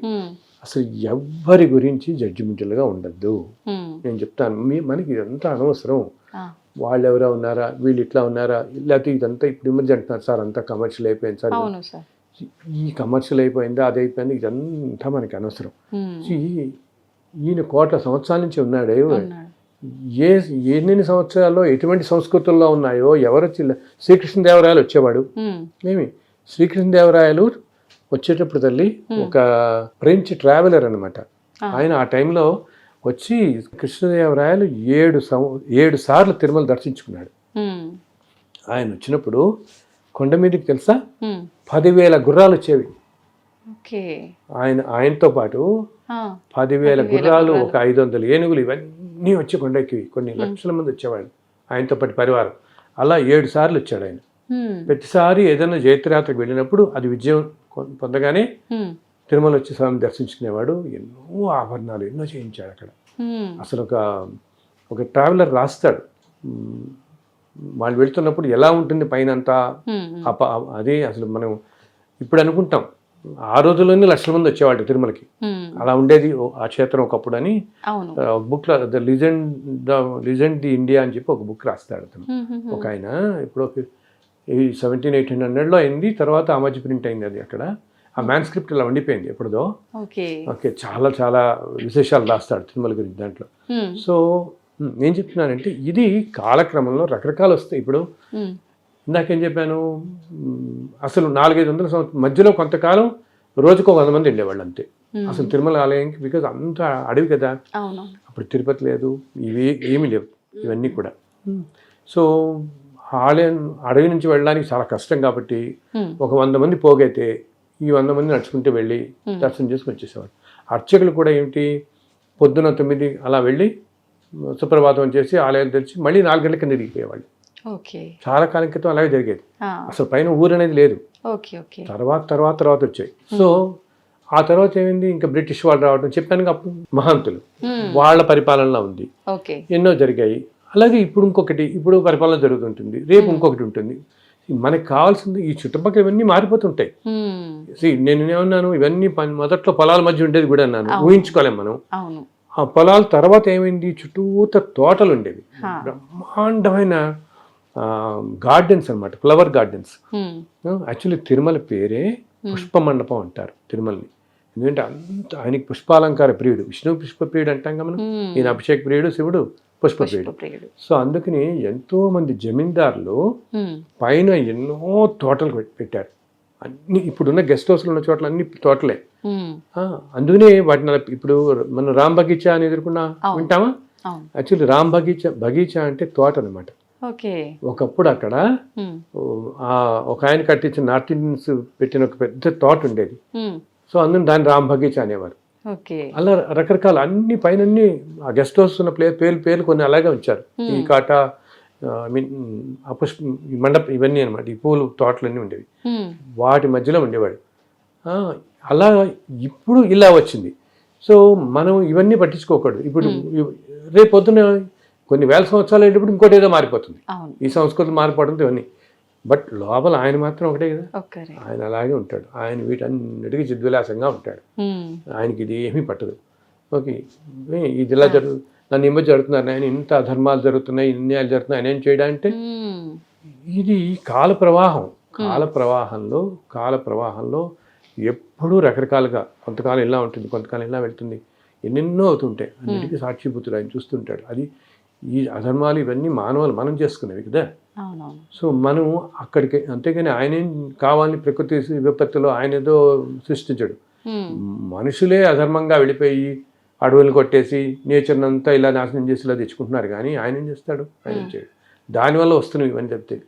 సో లోపల ఉండేది ఆయన మాత్రం సిద్ధిలేస్తూ ఉంటాడు. మనం వెళ్ళిన భక్తులు ఈ డైవర్షన్స్కి లోన్ కావద్దు అని చెప్తాను నేను. వీటికి లోన్ కాకుండా జస్ట్ చక్కగా వెళ్ళి ఆయన దర్శించుకోండి, ఉన్నంతసేపు స్వామిని ఆరాధించండి, 4 మంచి మాటలు చెప్పుకోండి, రండి. ఇవేమి ఈ చుట్టుపక్కల పరిస్థితుల గురించి ఆలోచించండి. బికాస్ అక్కడ ఇప్పుడు ఎవరికి తెలుసు మళ్ళీ అసలు ఈ జన్మలో రాగలుగుతామో లేదో, ఈ జన్మ వదిలే ఇంకో 100 జన్మ దాకా అడలేమో మనం. ఇప్పుడు వచ్చే జన్మలో మనం ఇప్పుడు ఈ జన్మలో పుట్టాం, వచ్చే జన్మలో ఏ పాకిస్తాన్లోనూ పుట్టచ్చు, ఏ ఫ్రెంచ్లోనూ పుట్టచ్చు, ఏ ఫ్రెంచ్ దంపతులు ఏ అమెరికన్స్ పుట్టచ్చు, ఏ రష్యాలో పుట్టచ్చు, ఇవన్నీ కాకుండా ఏదో అమెజాన్ ఫారెస్ట్లో ఎక్కడ పుట్టచ్చు, ఏ జాతిలో అసలు వైల్డ్ లైఫ్లోకి వెళ్ళిపోతామో, ఎక్కడికి వెళ్తామో, నెక్స్ట్ లైఫ్లో ఎక్కడికి వెళ్తామో అని తెలియదు.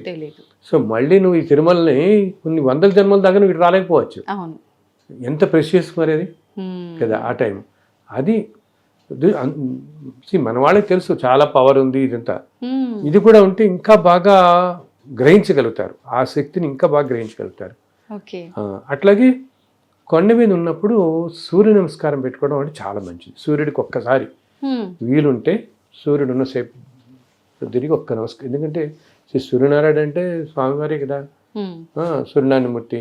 సో తిరుమల కొండ మీద సూర్యుని కనుక ఆరాధిస్తే ఎటువంటి అనారోగ్యాలైనా తొలగిపోతాయి అన్నమాట. ఎందుకంటే రథసప్తమి చాలా బాగా చేస్తారు అక్కడ. ప్రతి సంవత్సరం రథసప్తమి రోజున ఉదయం నుంచి మామూలు బ్రహ్మోత్సవాల రోజు వాహనాల సేవలు ఉంటాయి కదా, అలా ఆ రోజు పొద్దు నుంచి ఉదయం దాకా అన్ని వాహనాలు మళ్ళీ పెడతాయి. ఒకే రోజు అన్ని వాహనాలు చూడొచ్చు మనం. రథసప్తమి రోజు కొండ మీద ఉంటే పొద్దున 6 గంటలకి సూర్యప్రభ వాహనంతో స్టార్ట్ చేసి సాయంత్రం దాకా అన్ని 7 వాహనాలు మనం చూడగలుగుతాం.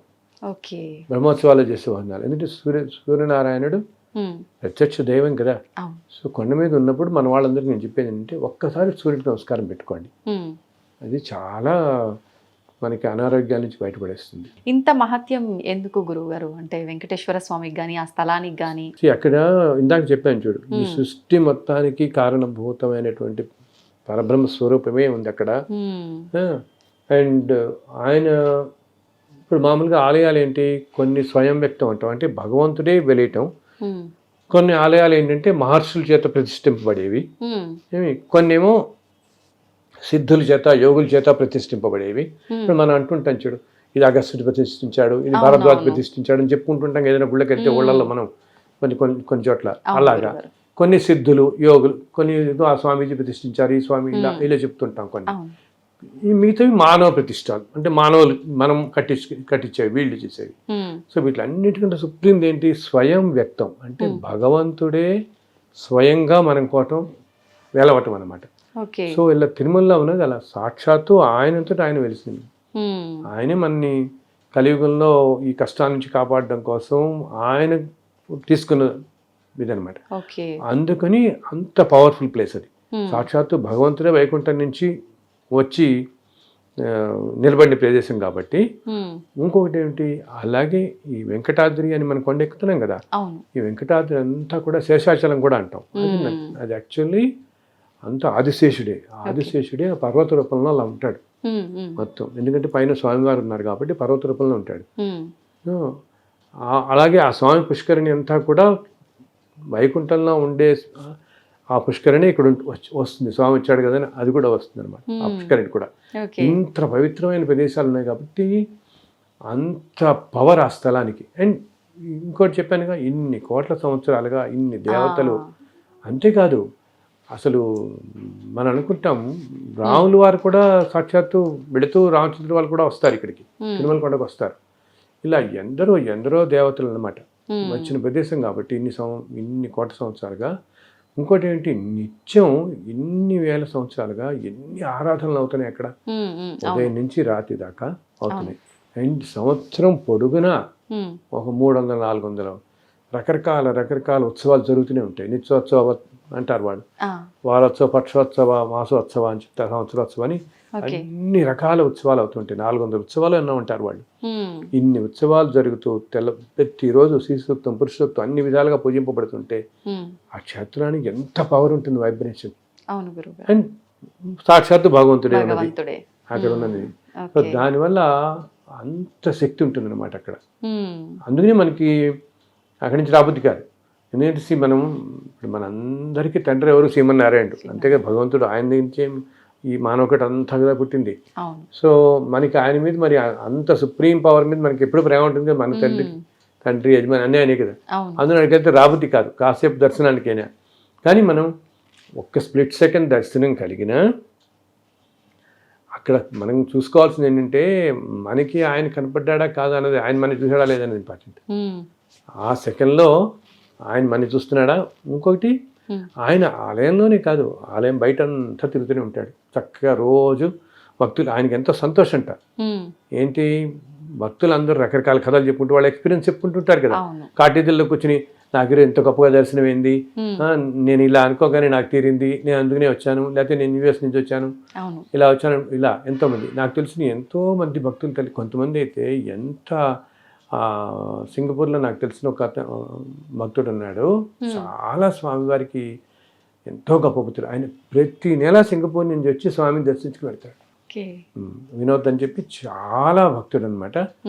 అది ఎంత పవిత్రమైన ప్రదేశం, ఎంత పవర్ఫుల్ ప్రదేశం కాకపోతే అలా లాగేస్తుంది మనిషిని. ఎంత అచంచలమైన భక్తితో వచ్చేవాళ్ళు ఎలా ఉంటారు అక్కడికి. సో ఎంతో ఆతృతో అలా వచ్చే భక్తుల కోసం ఆయన ఎదురు చూస్తుంటాడు. వాళ్ళు అంటుంటారు ఆ స్వామివారు అసలు ఆయన, మనం ఇందాక నేను చెప్పాను శిలగా మనల్ని భ్రమింపజేస్తున్నాడు అంట. అంటే మనందరినీ అలా మాయలో పడేస్తున్నాడు, ఏదో శిలగా కనపడుతున్నాడు, కానీ నిజంగా భగవంతుడే అక్కడ సాక్షాత్తుగా ఉంటున్నాడు. ఒక్కోసారి నేను ఈ మధ్య లాస్ట్ టైం వెళ్ళినప్పుడు 2 సార్లు వెళ్ళాను ఆ రోజు దర్శనానికి. పొద్దున వెళ్తున్నప్పుడేమో ఇలా మామూలుగా చూస్తున్నట్టు కనపడింది, తర్వాత నేను వెళ్తున్నప్పుడేమో ఇలాంటి చిరునవ్వు అవుతూ కనపడ్డారు. అంటే మీకు విగ్రహ రూపం కనిపించదా గురుగారు? ఇంకా విగ్రహ రూపంలోనే నీకు అది తెలుస్తుంది వెంటనే. ఓకే, ఒక్కసారి చిరునవ్వు నవ్వుతున్నట్టుగా ఆయన ఒళ్ళు తలదిరిస్తుంది మనకి తలుచుకుంటేనే, చెప్తుంటేనే. ఇది చాలా మంది చెప్తారు, అక్కడ ఉన్న అర్చకులు చెప్తారు, అర్చకులు నిత్యం ఉంటారు కదా, వాళ్ళు చెప్తుంటారు స్వామి మొహంలో మాకు ఎంతో ఆనందం కళ కనపడుతుంటుంది. అంటే ఎవరు మహాభక్తులు ఎవరో వస్తున్నాడు ఈ రోజు, స్వామి కూడా చాలా సంతోషపడుతుంటారు, చాలా సంతోషపడుతున్నారు వాడు అని చెప్పేసి అట్లా అని. అందుకని పైన కొండ మీద ఆయన ఎప్పుడు మన మధ్య తిరుగుతూ ఉంటాడు రకరకాల రూపాల్లో. ఏదో మనం చూడు, ఒక్కోసారి మనం ఏదైనా మాట్లాడుకుంటున్నప్పుడు ఎవరో ఏది పని లేనట్టుగా వచ్చి మన పక్కన కాసేపు కూర్చుని అలా వెళ్ళిపోతారు. ఓకే, మనం అలాగే ఏదో ఏ టీ కాఫీ తాగడానికి ఏదో చెట్టు కిందకి వెళ్ళి తాగుతుంటామా, ఎవరో వచ్చి మనం ఏదో మన ఫ్రెండ్స్తో చెప్పుకుని ఉంటాం, ఇందాక దర్శనం ఏంది, అయితే రేపు పొద్దున్న దర్శనం ఉంది, నేను 4 ఏళ్ల క్రితం ఇలా వచ్చాను, నాకు ఇంత అద్భుతం, ఇవన్నీ జరుగుతుంటే ఇటువంటివన్నీ ఎవరో ఒక కాళ్ళు వచ్చి ఆయన కూడా టీ తాగి వెళ్ళిపోతుంటాడు, మనతో మాట్లాడి ఏదో చిరునవ్వునే వెళ్ళిపోతాడు. అతనేంటి సాక్షాత్ స్వామివారే. ఆయనకి చాలా ఇష్టం అన్నమాట భగవంతుడి గురించి చెప్పుకుంటున్నా లీలలు వింటుంటే. ఏంటి వీళ్ళందరూ అంత మార్గంలో ఉన్నారు కదా, మరి అంత భక్తి మార్గంలో ఇలా ఉన్నారు మైమరిచి. ఎవరైతే అంత ప్యూర్ హార్ట్స్తో ఉంటారో, మనస్సుతో, వాళ్ళ దగ్గర ఆయన అంటాడు కదా, నా లీలలు కానీ నా ఇది కానీ ఎక్కడ ఉంటాయో నేను అక్కడ ఉంటారు, కూర్చుని ఉంటారు, అక్కడే టెస్ట్ వచ్చి కూర్చుంటాడు. గాత్రం ఎవరైతే పాడుతుంటారో కీర్తనలు ఇవన్నీ, అలాగే ఆయన విశేషాలు చెప్పుకున్నప్పుడు కూడా కూర్చుంటాడు. అందుకని ఆ ప్లేస్ అంత పవర్ఫుల్ అయింది. ఎందుకు ఇందాకన్నావే, ఇంత శక్తివంతమయ్యి మనకి వెళ్ళటానికి ఇంత కష్టమైన, వెళ్ళిన తర్వాత ఒక్క స్ప్లిట్ సెకండ్ దర్శనం మనకు వచ్చేది, కానీ మళ్ళీ లాగేస్తుంటది కదా, మళ్ళీ వెళ్ళాలి, మళ్ళీ వచ్చినప్పటి నుంచి మళ్ళీ ఎప్పుడు వెళదామా. అండ్ ఇంకొకటి, మన సంకల్పం గట్టిగా ఉంటే తల్లి ఆయన ఏదో ఏర్పాటు చేసేస్తాడు. నేను చాలాసార్లు చూస్తున్నాను, వెళ్ళాలి ఇలా అనుకున్న వాళ్ళకి గబుక్కుని ఆ పక్కింటి వాళ్ళు రమ్మటం, ఎవరో తెలిసిన వాళ్ళు రమ్మటం, నేను కూడా తీసుకెళ్తాం 10 మాతో పాటు, గబుక్కుని అది జరిగిపోతుంది. మన సంకల్పం లేకుండా వెళదాలే పర్వాలేదు అనుకున్న వాళ్ళకి ఇది ఒకటి జరగదు. అది మాత్రం మనం ఎప్పుడూ తక్కువ చేయకూడదు అక్కడ. బికాస్ ప్రతి అక్షరం నిజమనే, ప్రతి మనం మాట్లాడే ప్రతి మాట చక్కగా వింటున్నాడు, వింటుంటారు చక్కగా అని చెప్పని ఇందాక సర్వవ్యాప్తి నారాయణుడు అని అంటారు, మొత్తం వ్యాపించి ఉన్నవాడు. గురుగారు, మీకు ఇప్పటికీ భగవంతుడు దర్శనం కలుగుతూ ఉంటుందా? చాలా పెద్ద ప్రశ్న వేశావు. కలుగుతుందమ్మా, కానీ చెప్పాను రకరకాల రూపాల్లో దర్శనమిస్తుంటాడు ఆయన. ఎన్నెన్నో ఇప్పుడు చెప్పానుగా, ఈ పుస్తకాలని రాస్తున్నప్పుడు శ్రీకృష్ణుడు మీద రాసినప్పుడు, లక్ష్మీనరసింహస్వామి మీద రాసినప్పుడు, అమ్మవారి మీద, శివుడి మీద, రాముల వారి మీద, రాముల వారి మీద రాసినప్పుడైతే అసలు రాయక ముందే నాకు రోజు రామచంద్రుల వారు, ఆంజనేయుడు అలా వచ్చి దర్శనం ఇచ్చారు నాకు. ఆ తర్వాత నేను రామరక్షావతం అని ఒక బుక్ రాశాను అనమాట. సో ఎన్నోసార్లు ఎన్నో రూపాల్లో తెలుస్తుంది అంటే మనం ఏం లేదు తల్లి, మనం చాలా ప్యూర్ మైండ్తో ఉంటే ఆయన అలా కూర్చోటి చక్కగా వచ్చి కూర్చున్నాడు మనకు తెలుస్తుంది కూడా, భగవంతుడు ఉన్నాడు మన పక్కనే అని తెలుస్తుంది. అది దానికి కావాల్సిందల్లా ప్యూరిటీ ఆఫ్ థాట్. నేను అందరూ అదే చెప్తా, మనస్సు స్వచ్ఛంగా. ఇప్పుడు మనం భక్త కన్నప్ప, భక్త రామదాస్ ఇవన్నీ చదువుతాం కదా, ఎన్నో మనం మహాభక్తుల గురించి చదువుకుంటాం కదా. వాళ్ళందరూ భక్త కన్నప్ప అనుకో, వాళ్ళేం పెద్ద పెద్ద యాగాలు యజ్ఞాలు చేసిన వాళ్ళు కాదు కదా. ప్యూరిటీ అనమాట, మనస్సు స్వచ్ఛంగా ఉంటే భగవంతుడు అలా టెస్ట్ వచ్చి కూర్చున్నాడు పక్కన. సో అలా నేను గమనించాను ఎన్నో. ఇప్పుడు ఎప్పుడన్నా నేను ఇలా అన్నా అని చెప్తున్నాను, ఎప్పుడన్నా నాకు కొంచెం మనసు ఏదైనా చికాగ్గా ఉందనుకో, ఏదో ఒకటి ఏదో కారణం, తెల్లాలేస్తే మనం నిత్యం ఎన్నో ఉంటాయి కదా మన దైనందిన లైఫ్లో, జీవితంలో. వెంటనే నాకు గబుక్కుని ఏదో ఒక ఫోన్ వస్తుంది, మేము ఏదో తిరుమల నుంచి మాట్లాడుతున్నాం అండి, మీ పుస్తకం ఇందాక ఇక్కడ నాకు దొరికిందండి, ఇలా జరిగిందండి, ఏదో ఒకటి ఆయన క్షణంలో చూపిస్తాడు. ఎందుకంటే మన మనసులోనే గ్రహిస్తారు కదా, అవును. వెంటనే నాకు మన మూడ్ మార్చేస్తాను. ఉమ్, ఆరు ఒక్కోసారి గబుక్కుని అన్ఎక్స్పెక్టెడ్గా ఎవరో ఒకళ్ళు వచ్చి తలుపు కొడతారు. ఉమ్, తలుపు కొట్టి ఈ కాసేపు కూర్చొని ఏవో అవి మాట్లాడతారు, ఇంకా మళ్ళీ జన్మలో నాకు కలవరు. హా, అప్పుడు తర్వాత నాకు అర్థమవుతుంది వచ్చినవాడు ఈ రూపంలో వచ్చాడు. ఉమ్, బికాస్ ఇప్పుడు కలియుగంలో ఏంటంటే ఇందాక చెప్పినట్టు నీకు భగవంతుడు మానవ రూపంలోనే దర్శనమిస్తాడు ఎక్కువగా. ఓకే. మానవ రూపంలోనే, సాధారణంగా మానవ రూపాల్లోనే దర్శనమిస్తాడు. ఉమ్, ఇంతకుముందు యుగాల్లో లాగా ఆ రూపంలో దర్శనం పెట్టడం చాలా తక్కువ. ఉమ్, నేను ఇవ్వను అని నేను అనను. ఓకే. మహాభక్తులకి వాడు కోరిన రూపంలో దర్శనమిస్తున్నాడు ఇప్పటికీ. ఉమ్, వాళ్ళు ఏ రూపంలో కోరుకుంటే ఆ రూపంలో దర్శనమిస్తున్నాడు ఇప్పటికీ కూడా. ఓకే. సాధారణంగా మామూలుగా ఏంటంటే మానవ రూపంలో ఎక్కువగా, అది కూడా క్షేత్రాలలో ఎక్కువ జరుగుతుంది.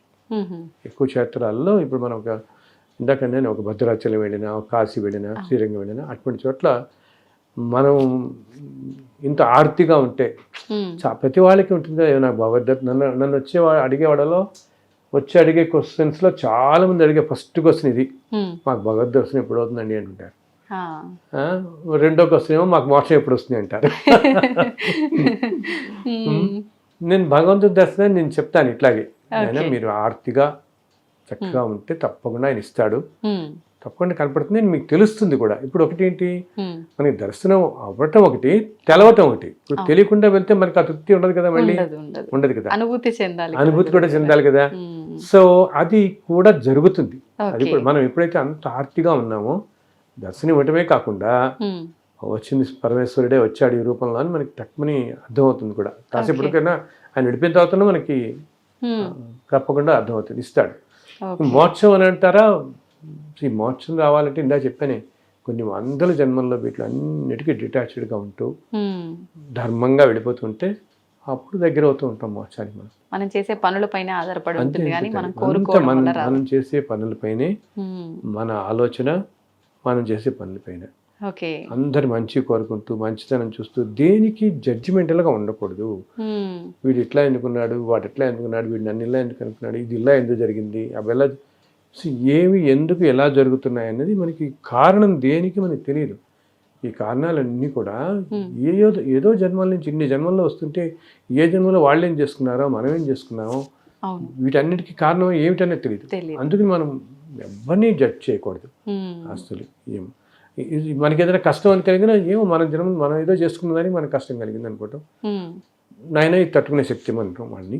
అంతే. ఇందాక చెప్పాను కదా, నలుగురికి తోచినంతలో సహాయం చేయటం, హాయ్. అది కాపాడినట్టు ఏది కాపాడుతుంది అందరూ. ఉమ్, అది కూడా ఏంటి, నీకు ఏముండక్కర్లేదు. నీకు సపోజ్ ఏదో 5,000 జీతం వస్తున్నావు అంటారు నెలకి, పాపం అతి సామాన్యులు. అవును. వాళ్ళు ఏదో ఒక 50 రూపాయలు పాపం అలా వెళ్తున్నప్పుడు 20 రూపాయలు 30 రూపాయలు చేయండి వాళ్ళకి. ఆర్థిక మనం చేస్తుంటే దాన్ని చక్కగా భగవంతుడే స్వీకరిస్తాడు. మనం అనుకుంటున్నాం ఎవరికో ఇస్తున్నాం అని, కానీ అది భగవంతుడికి వెళుతుంది చక్కగా ఆ దానం. ఆయన చక్కగా చేసి, అంతేగాని అహంకారంతో చేయకూడదు. నాకు 100 కోట్లు ఉన్నాయి, పర్లేదు నీకు 10 కోట్లు ఇస్తానని అనుకుంటే దానికి ఏ ఫలితం రాదు మనకి. అది అహంకారంతో చేయకూడదు. అహంకారంతో చేయకుండా నాయన అసలు మనకు తెలియకూడదు, సమర్పిస్తున్నట్టు కూడా మనం అనుకోకూడదు. మనం చేస్తున్నాం అని కూడా ఏ సమర్పించటే సమర్పించడం అందనంటారుగా ప్రతిదానం మన వాళ్ళు కృష్ణార్పణ వస్తూ అనుకోమంటారే అన్నిటికీ అట్లా. అప్పుడు చక్కగా చల్లగా చూస్తాడు ఆయన. చాలా చాలా సంతోషంగా ఉంది గురుగారు, మీ ద్వారా చాలా మంచి విషయాలు తెలుసుకున్నాము. అదే విధంగా వెంకటేశ్వర స్వామి లీలల గురించి, మీ అనుభవాల గురించి వింటుంటే మాకు కూడా పులకించిపోతుంది. నిజంగా చాలా సంతోషంగా ఉంది. చాలా చాలా చాలా సంతోషం తల్లి. నేను ఇందా చెప్పినట్టు నా పుస్తకాలన్నీ కూడా నా వెబ్సైట్లో డౌన్లోడ్ చేసుకోవచ్చు. మీరు సింపుల్గా ఎప్పుడైనా ప్రింట్ తీసుకోవచ్చు. లేకపోతే దాంట్లో నా మెయిల్ ఐడి ఉంటుంది, మెయిల్ పెట్టినా మేము పంపిస్తాం, తప్పకుండా పంపిస్తాం అన్నమాట. అందరూ చక్కగా మీరు అందరూ కూడా సంతోషంగా ఉండాలి తల్లి. థ్యాంక్ యూ గురుగారు. తవ్వండి, తవ్వుతూనే శివలింగం. సరే దాన్ని అట్లా కప్పేసేయండి, చూపించదండి. Krishna is there. మూర్తి పూజ కాదు, సాక్షాత్ బ్రజేంద్ర నందన భగవాన్ ఉన్నారు మూర్తిలో. ఏమీ ఆశించకుండా ఆరాధించే వాళ్ళు కూడా ఉన్నారా ప్రభుజీ? నిజమైన భక్తి అంటే మనకు తెలియదు కాబట్టి